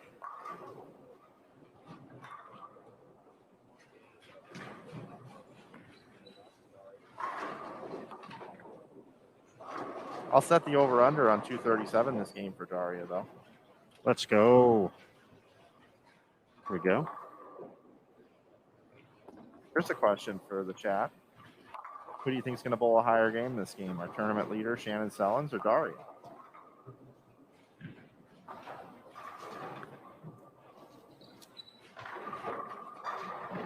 And while you folks debate that, we do have a score update after 3.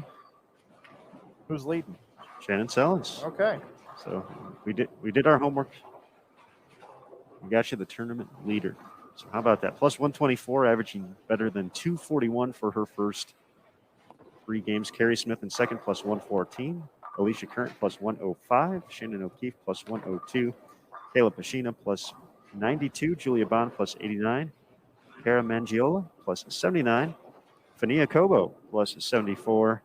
Taylor Boltice, plus 72. Taylor's been quietly moving up the leaderboard here after 188 in game 1. And then Kelly Kulick, who also did not compete last week because she was joining us at the on the CBS Sports Network call of the Intercollegiate Team and Singles Championships in 10th place, plus 58.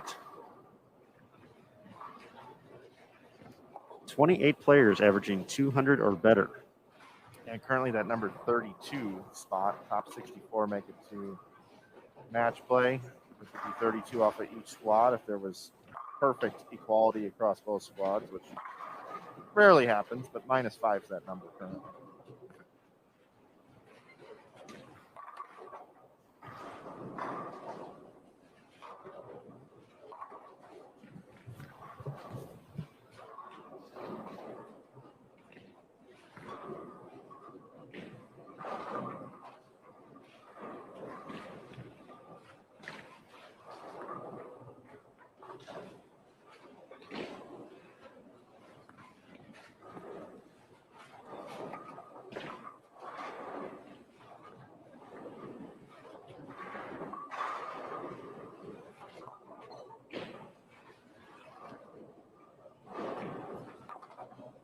Daria stepping up here, looking to make it 5 in a row after a spare in frame number 1.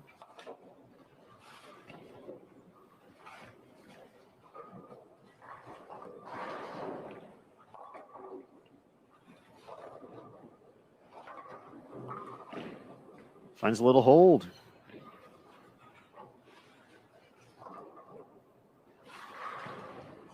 Five in a row, looking to make a little run here in the back half of round 1 of qualifying. Just game and a half left to go here.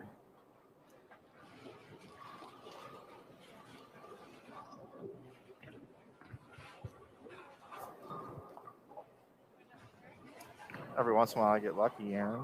And folks in the chat were wanting to know if Daria made a ball change this game. I just kind of walked down there to see if there was a rep hanging around. Daria made eye contact with me, walked right over to me, said hello.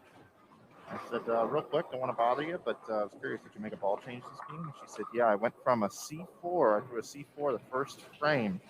And she said she's following Maria Jose Rodriguez, and which means something. I'm not going to do a full interview right there in the heart of competition, but she said, I'm following Maria Jose Rodriguez. So on this particular pair, I switched to a reality the second frame.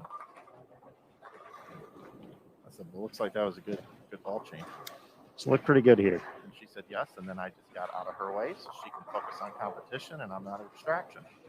But I do appreciate how the ladies do give us access when we're around.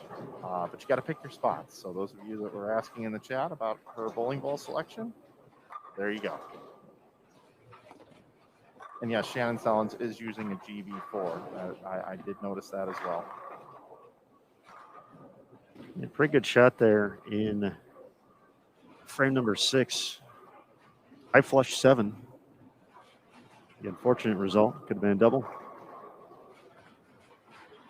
The thing why I'm so bullish on Daria is I realize she has a lot of followers. And she's a very likable person, right? But let's just get rid of all that and let's just look at the bowling talent. The revolution she puts on the ball and her release is something different. And see the pen action? That's a difference maker. If Daria can repeat shots, and that's kind of been her Achilles heel so far this year is being able to repeat shots. But when she's locked in and she's bowling her best, if she hits the pocket 12 times, I'll let you pick anybody else in the field. And I know you're going to throw Jordan Richard at me, everybody in the chat, but I'll take my chances with Daria hitting the pocket 12 times lined up over anybody in the field. Just like on the men's tour, I'm going to take Belmo. Daria's just got power through the pins that is in the upper 1 percentile of all female bowlers on the planet. And that's why I'm so bullish on her.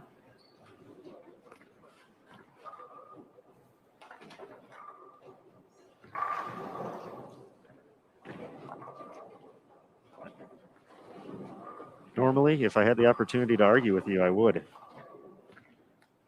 But I can't.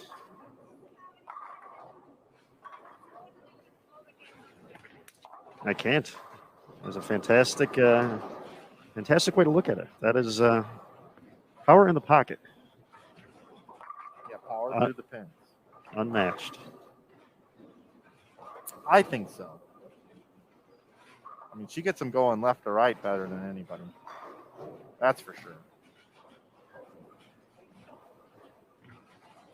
A couple updates across the house on 23 and 24. Gigi Mason has the front 6. Yeah, Gigi.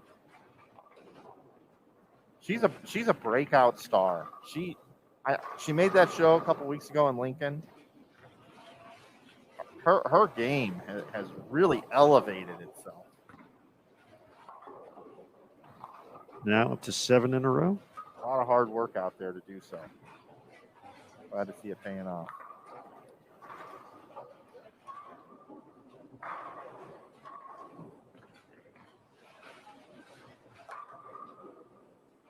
So we'll keep an eye on that if we get a couple more.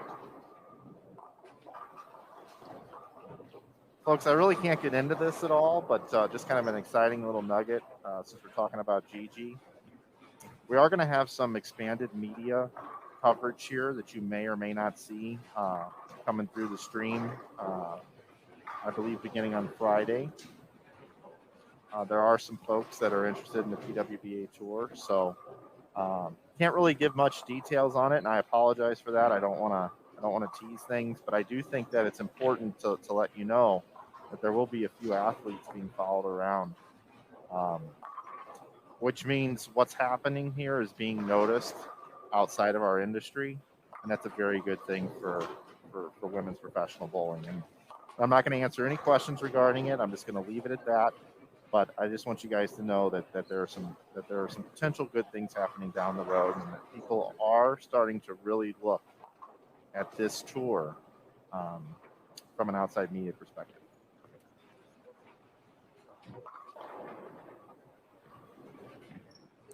There we go, 8 in a row. Daria, a chance to get to 290, and just like that, from minus 68. And in 48th place out of 55 competitors, a chance to, arguably jump to the top 20, top 25 on the squad. And you talked about not bowling yourself out of the event in day number 1. And, we kind of anticipate a little bit higher scoring pace. I don't think it quite got there. No, it's not there. It's not the way we thought it might. No, but it's not astronomical. But finish out this game, put yourself in position to put together a nice little plus number here. That's what you want to do. And Gigi now up to 8 in a row.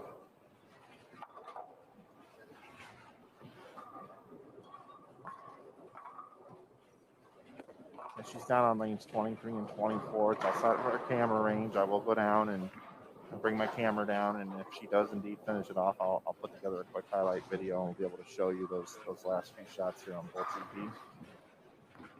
Highlights, let's go. Right now, Daria's stepping up, 10th frame. 290 still out there.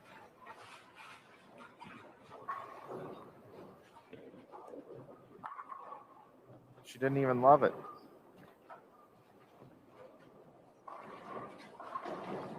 And taking a look over, and we haven't watched her game, but we see the pair we watched last game with Verity Crawley and Shannon O'Keefe. Verity was in, shot 240. Shannon playing a little more direct, bailed out 190. And looking at the scoring pace this game, Verity's going to have a chance to shoot. Looks like she unfortunately split the first shot of the 10th. Otherwise, she would have had a chance to get into the 250s. Nice job, Aaron. Sorry, Verity.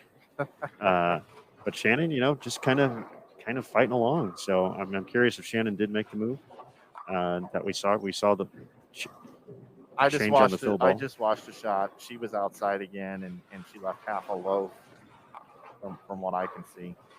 Oh, a couple pins fell out, 7 count, but it has a 2-pin combination.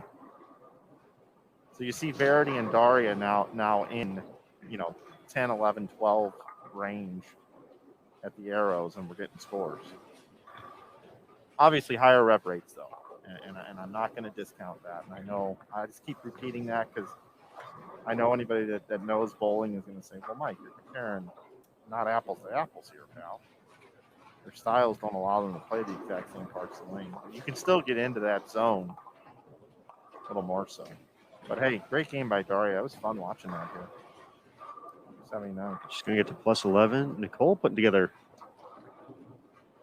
an excellent performance as well. And we got front 9 for Gigi. So Mike is going to head over to get some additional coverage for social media. Of course, follow the PWBA Tour and USBC on social media. USBC, the sport of bowling. USBC on Facebook, at USBC on Twitter, and at US Bowling Congress on Instagram.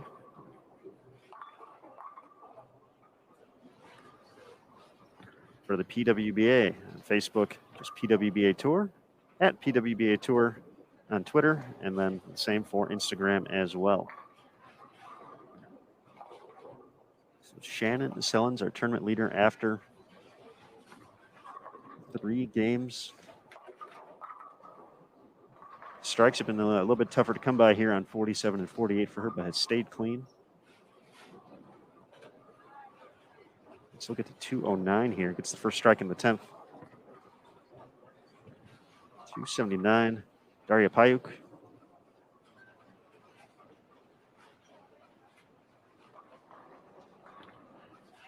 We mentioned Shannon O'Keefe. She finished that game with 170, so she's going to drop below plus 100. GG a chance to skyrocket to plus 153. She's able to close out this game.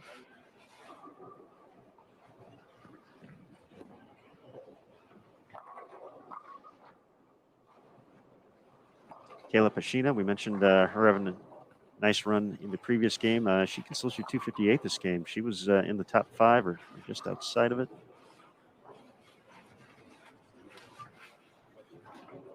She was 5th at plus 92, so opportunity to potentially move into the lead here as well.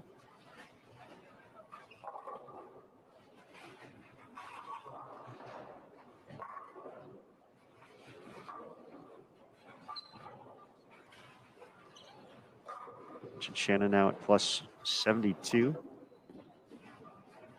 Fania Kobo can shoot 258 this game. Put her north of plus 120.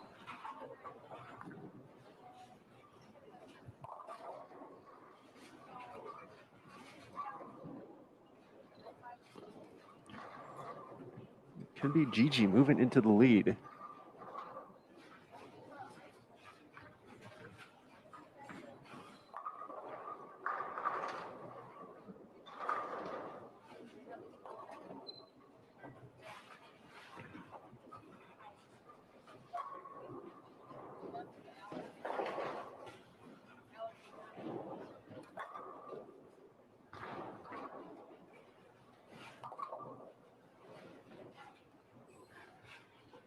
She does have the front 11.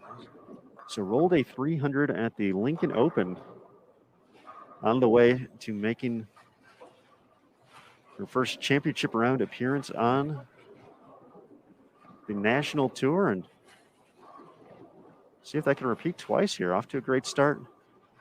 She's up on the approach, looking for 300, the first perfect game of the 2021 Queens.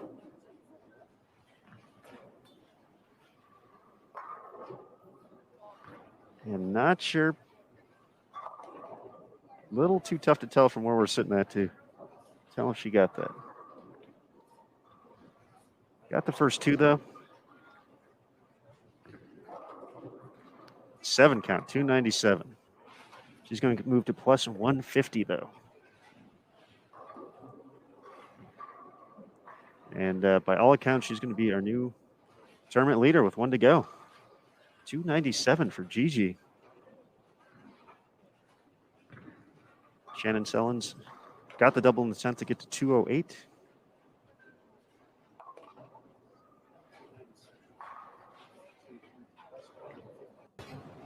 So that's our 10th frame coming up here on 39 and 40. Mike, give us a report here now that you're back. Yeah, GG 297. The 11th shot was high, but she tripped it out. The 4 pin kind of just didn't go a good shot on the 12th shot. 297, a 3610. Is she going to go to the lead? She is going to go to the lead by what we could figure out here on Bowl TV. So Kayla Machina had a chance to get there as well, but she did not get the first hit in the 10th. So there we go.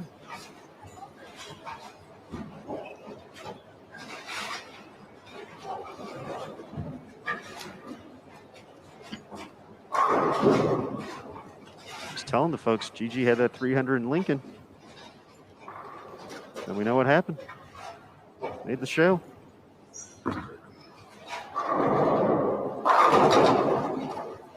Here she has the front 11. As the pair finishes up, just a couple shots left to go. Looks like most of our featured pairs are just about ready to move into Game 5. So we're going to go ahead and start getting some cameras ready. And we'll have some potentially bonus footage of the 297 out on social media and maybe even here on Bolt TV.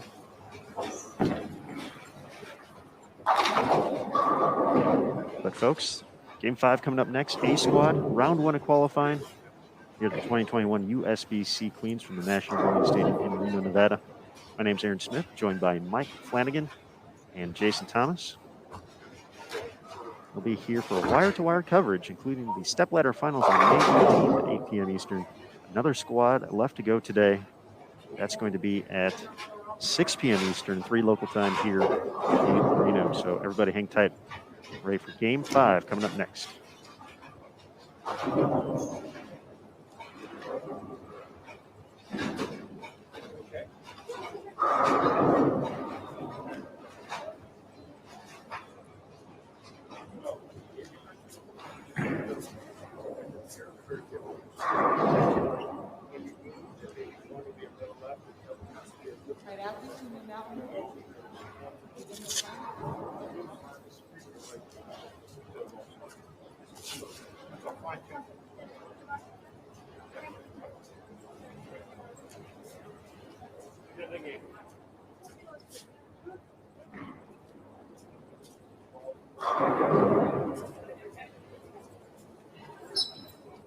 All right, athletes, you can now move and begin your final game of competition today.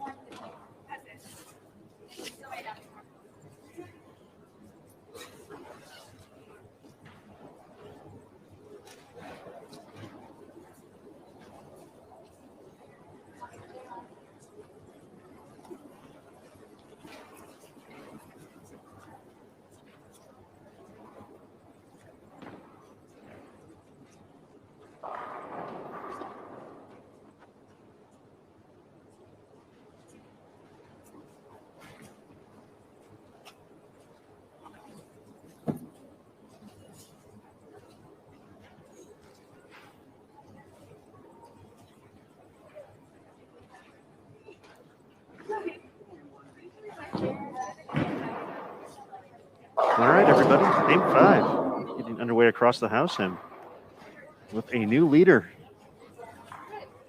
Gigi Mason, plus 150. Let's sit back and see how she's attacking the lanes here.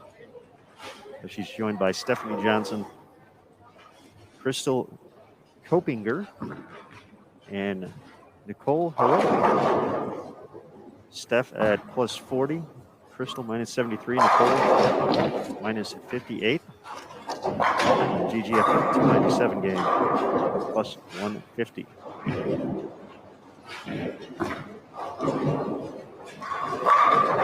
By the way, Aaron, Stephanie Johnson is my pick in this event.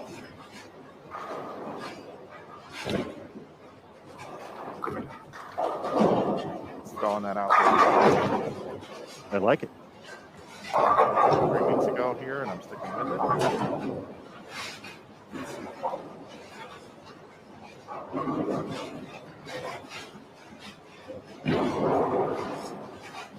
So here's our first look at Gigi.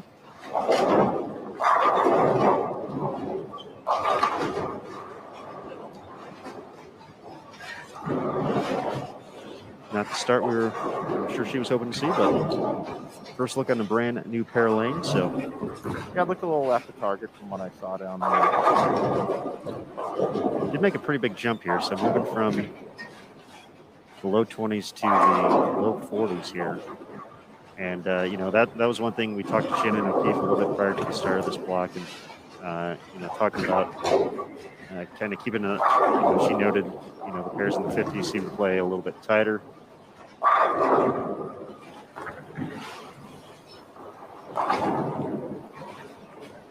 Gigi just gets a 1 there, so a slow start. 6, leg number 1, but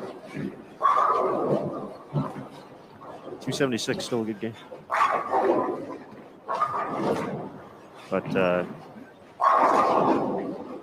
interesting to see, obviously, the pattern. You talked about talking to Daria about, got to know who you're following. But in addition to that, for these players across the house, they do have the topography charts, the reports, and Shannon said, that was something where you don't want to get too involved with it, at least for her.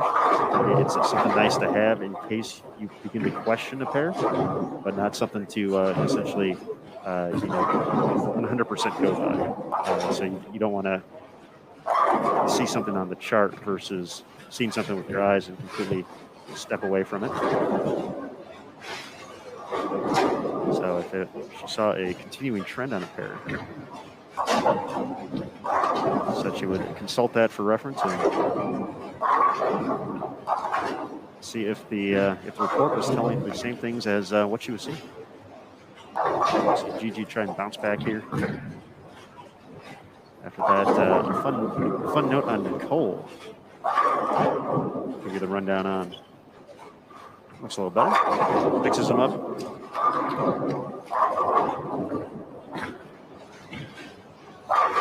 But for Nicole, who's bowling with Gigi here, yesterday at the Women's Championship, she teamed up with Carson Lukosius to set the doubles game record. So the single game for a doubles pairing score, you want to call it, they shot 576. So the max score you can get if everyone shoots 300 on the doubles match is 600. They had 576. Nicole had 277. Carson had 299.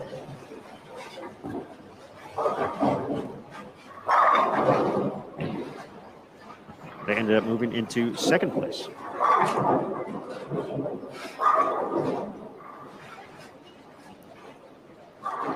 The Diamond Doubles division at the Women's Championships. Let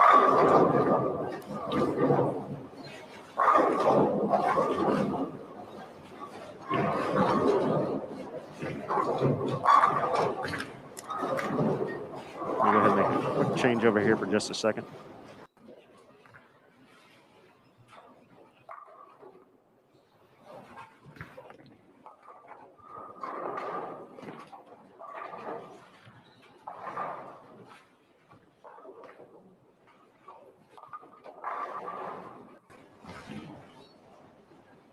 Let us know if the sound is a little bit better there.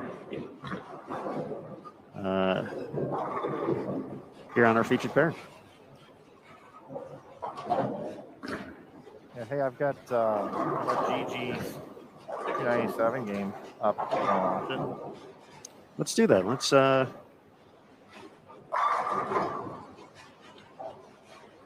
get Gigi's next shot here. She's going to be up in the third. After her third frame, we'll roll her 10th frame.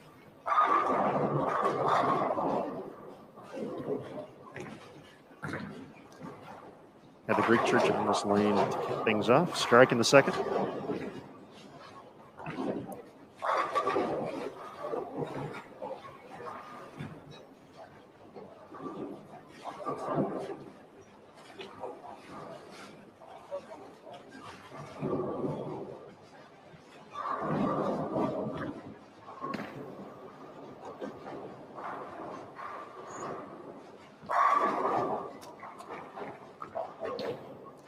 There's a double, and here's the run for 300 for Gigi Mason.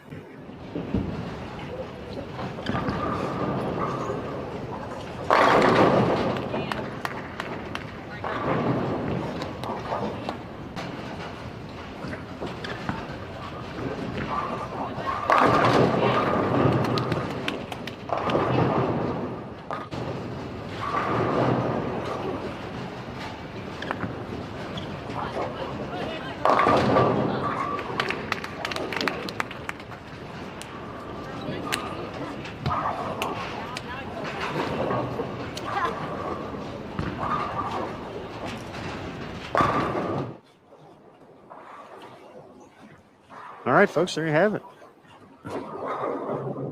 3-6-10, the culprit. Final shot for that 297.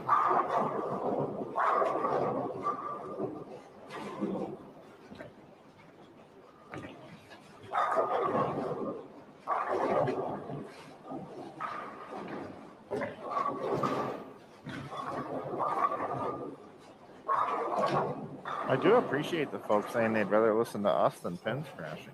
That might be the greatest compliment I've ever received in my life. That is up there.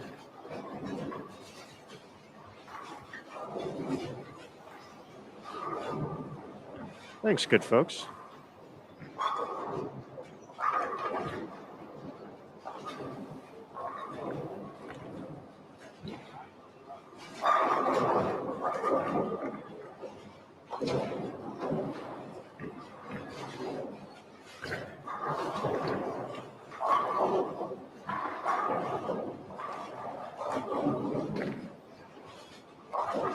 So Gigi leading at plus 150, Shannon Sellens and Fania Kobo at plus 132, Kayla Pashina plus 129. Those are the only 4 players averaging better than 225 here through the first 4 games.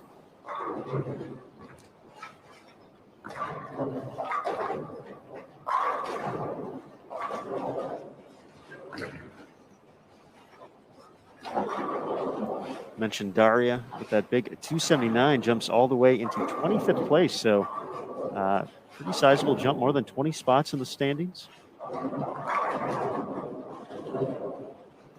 31 players averaging at least 200 or better now.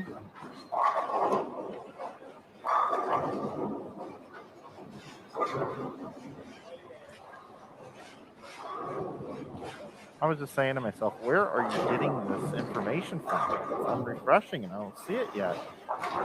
But you were reading off the scoreboard here that was just updated seconds ago on the National Bowling Simulator. You've got an eye for this kind of stuff. It's behind our chairs. I knew it was there, though. Kelly Kulik plus 97 in 5th. Taylor Boltes plus 94 in 6th. Carrie Smith and Alicia Current tied for 7th at plus 85. Gergette plus 79. And then Shannon O'Keefe drops to 10th place plus 72. It was a sneaky move. I'm not going to lie.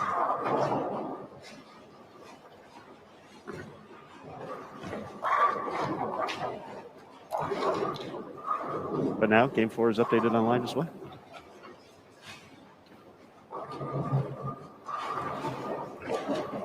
But see, you have to know the center,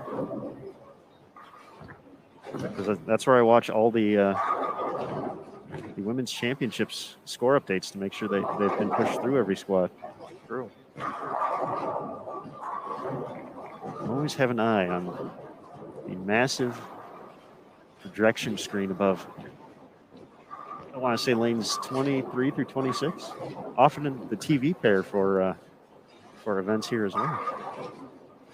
There's a lot of front 4, front 5 out there. I got to leave the booth. I got to go get some B-roll. I'm going to do an interview with the squad leader. All right, Michael.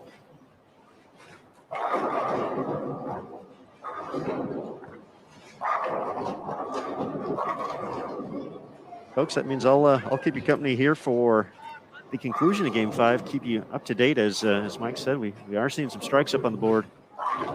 See a front 5 from Katie Robb. Over on, let's see, that's 61 and 62. Elise Bolton on 45 and 46 started with the front 5 before a 9 spare. Tagarosio, she started off with a couple. I think she had the front 6 last game. Started off with the front 5 this game. I saw someone mention it in the chat as well, so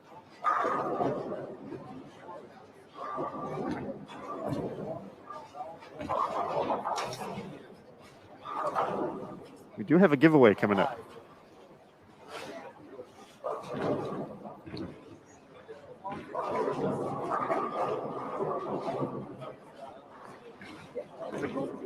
Prior to the conclusion of this game,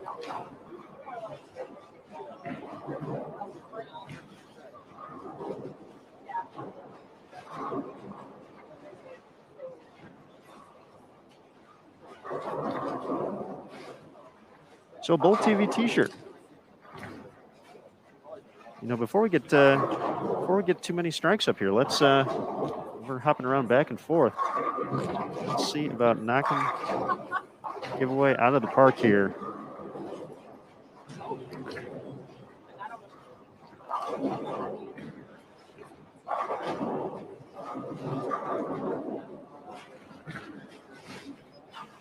Before we get to the strings of strikes. So Bowl TV T-shirt up for grabs. And all you have to do is look for the note to submit your entry. Bottom left-hand corner of the screen. Please do take it out of full screen mode so you can see the chat and everything. But we're going to go ahead and let it fly. So good luck. I have one winner here for a Bowl TV T-shirt. You're an A Squad qualifying round number 1 at the USBC Queens. Good luck, everybody.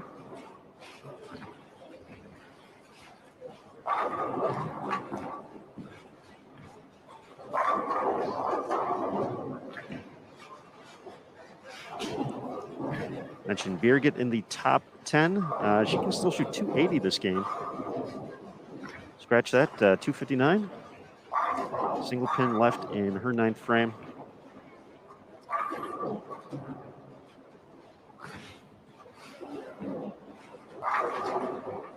Rocio actually started with a spare, so that was my eyes deceiving me. Has followed with 5 in a row.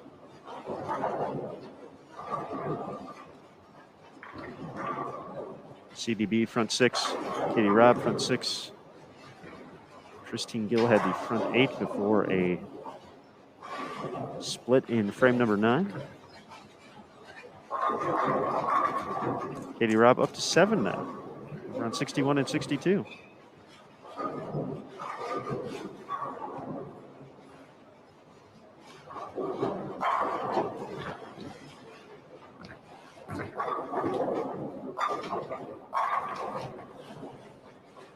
Looks like Katie Robb is the lone player with a string of strikes, the 2021 Intercollegiate Singles Championships winner from Delaware State. So just a junior. So one more year of college left to go for Katie.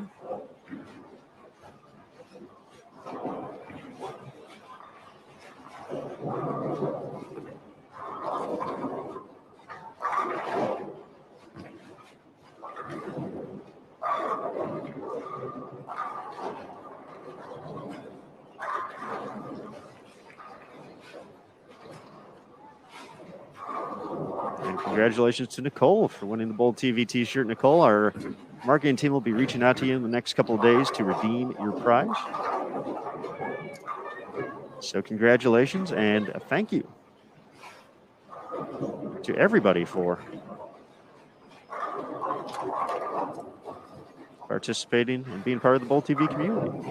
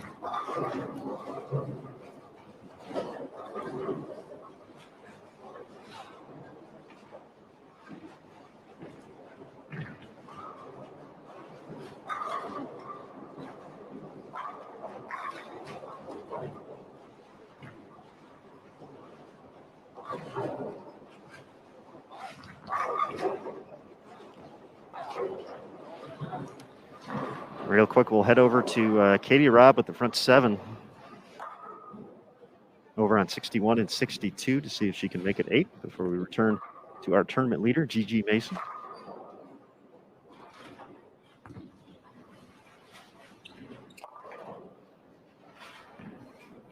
And the 2-pin there, going to end her string of strikes, but you see Katie there at minus 12.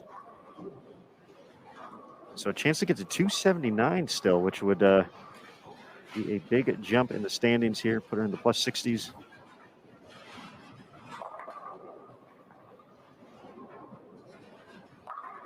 But it looks like A squad is going to wrap up without a 300 game here for round 1 at the Queens.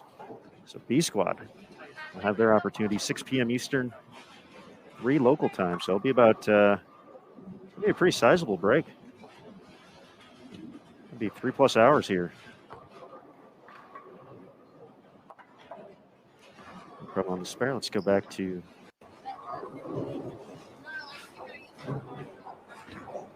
Gigi, Nicole, Crystal, and Stephanie.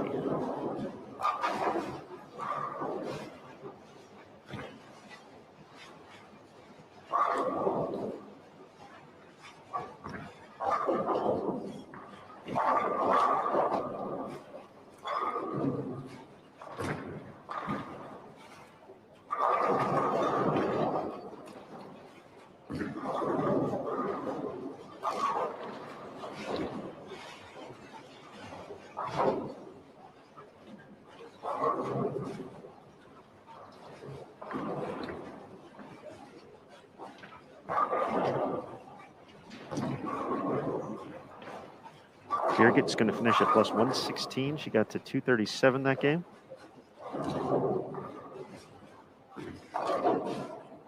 Rocio can still get to plus 124. The 9th and 10th left to go.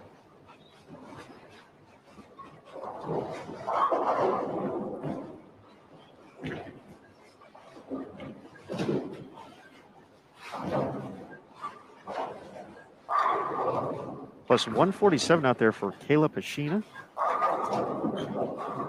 Around 49 and 50. She just got the first hit in the 10th.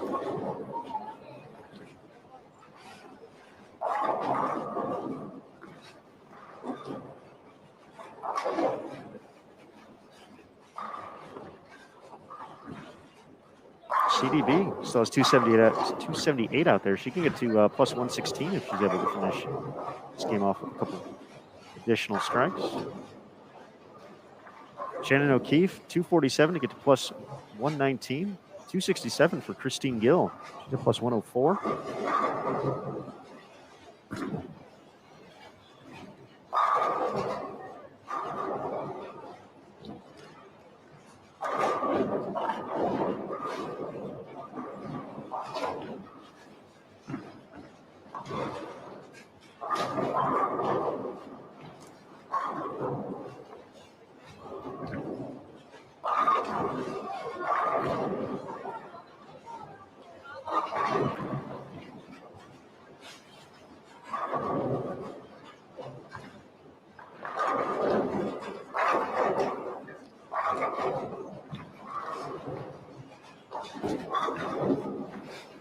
It looks like even if Gigi doesn't get the first hit in the 10th, it doesn't look like anybody is going to surpass her plus total at the moment. So if she marks out here, she should still lead the round. Grab the early lead here at the Queens after round 1.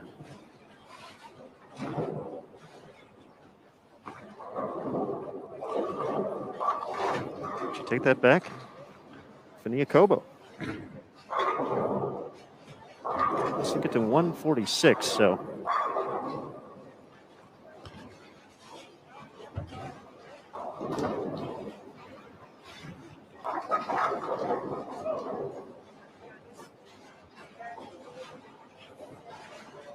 .235 finish for Stephanie Johnson. She's going to be at plus 75. Nicole, 238. She's going to get the minus 20, so a big swing here. First shot of the 10th for Gigi, max of 202, and 7th pin gets out of it.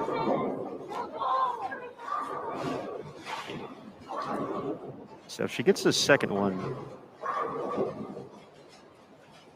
I believe she is safe, even if Fania strikes out.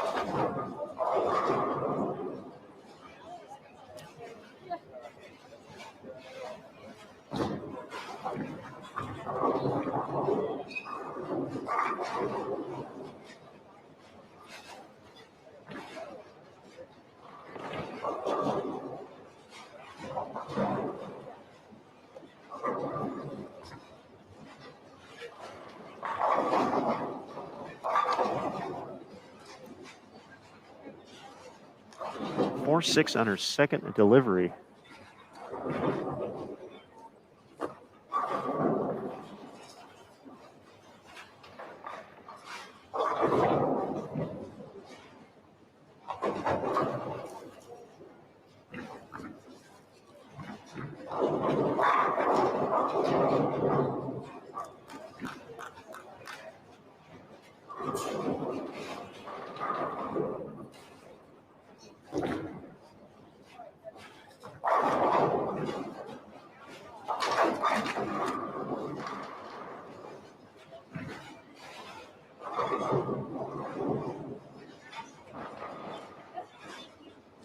So she gets the 1.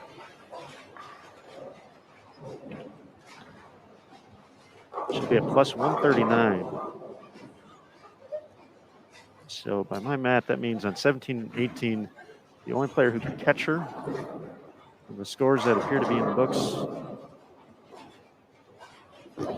Fania Kobo. She did not get the first hit in the 10th, though. So her max now plus 135. So Kelly Kulik, big finish to get to plus 136. But Gigi is going to hang on. So the 297 propels her to the top of the leaderboard unofficially. Quite a few players better than plus 100, though. CDB making the run, splits in the 10th, 243. She finishes at plus 81. Oh, I missed Shannon Sellens. There we go.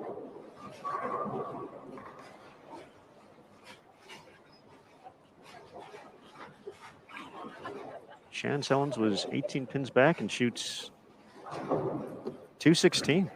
All right, so it wasn't a massive game, but she's actually going to get around Gigi there, plus 148.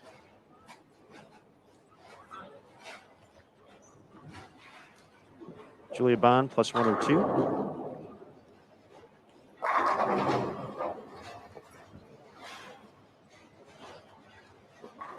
So a lot of players north of plus 100. It looks like plus 148, the number.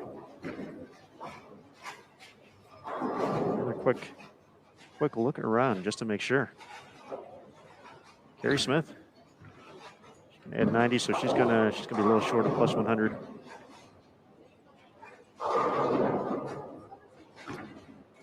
So a lot of players kind of in the same area here, kind of right around that plus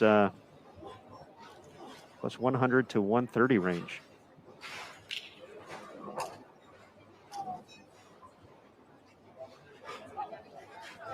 So big thanks to Live Scoring. Comes at Merrick for the assist there.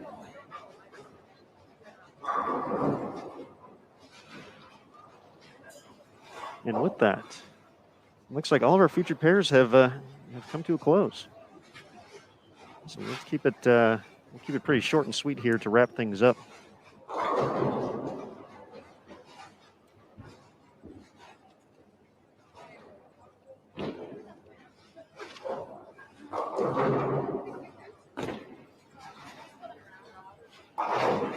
I believe we have concluded across the house. But with that, we are going to go ahead and wrap up this broadcast and prepare for B Squat's first round at 6 p.m. Eastern, 3 local time here at the National Bowling Stadium in Reno, Nevada for the 2021 USBC Queens. The first day of qualifying halfway done, but we got more to go here on Bowl TV to look forward to today. So big thank you to the USBC and the USBC Board of Directors, Kegel, the official lane maintenance provider of the PWBA, our USBC Gold partners, 900 Global, Rotogrip and Storm, the Reno Sparks Convention and Visitors Bureau, and the Row, our Queens participants this week, providing the exciting competition for all of us to watch. And of course, the Bowl TV community, fans of the PWBA. We appreciate the opportunity to chat with all of you folks, bring you this action throughout the course of the broadcast, and just to enjoy bowling. We love the opportunity for all that. So with that, we'll go to me for just a quick second as we wrap up. So for the Bowl TV team, Mike Flanagan, Jason Thomas, I'm Aaron Smith. Thank you again for joining us here on Bowl TV today for the 2021 USBC Queens. We have wire-to-wire coverage coming up for you. Shannon Sellens, your leader, at plus 148. So we're going to go ahead and talk to her real quick, find out what worked for her out here at the NBS on this 42-foot condition. But folks, that's going to do it for right now. We'll see you at 6 p.m. Eastern for B Squad's first round of qualifying. And remember, on Bowl TV, bowling lives here. We'll see you soon.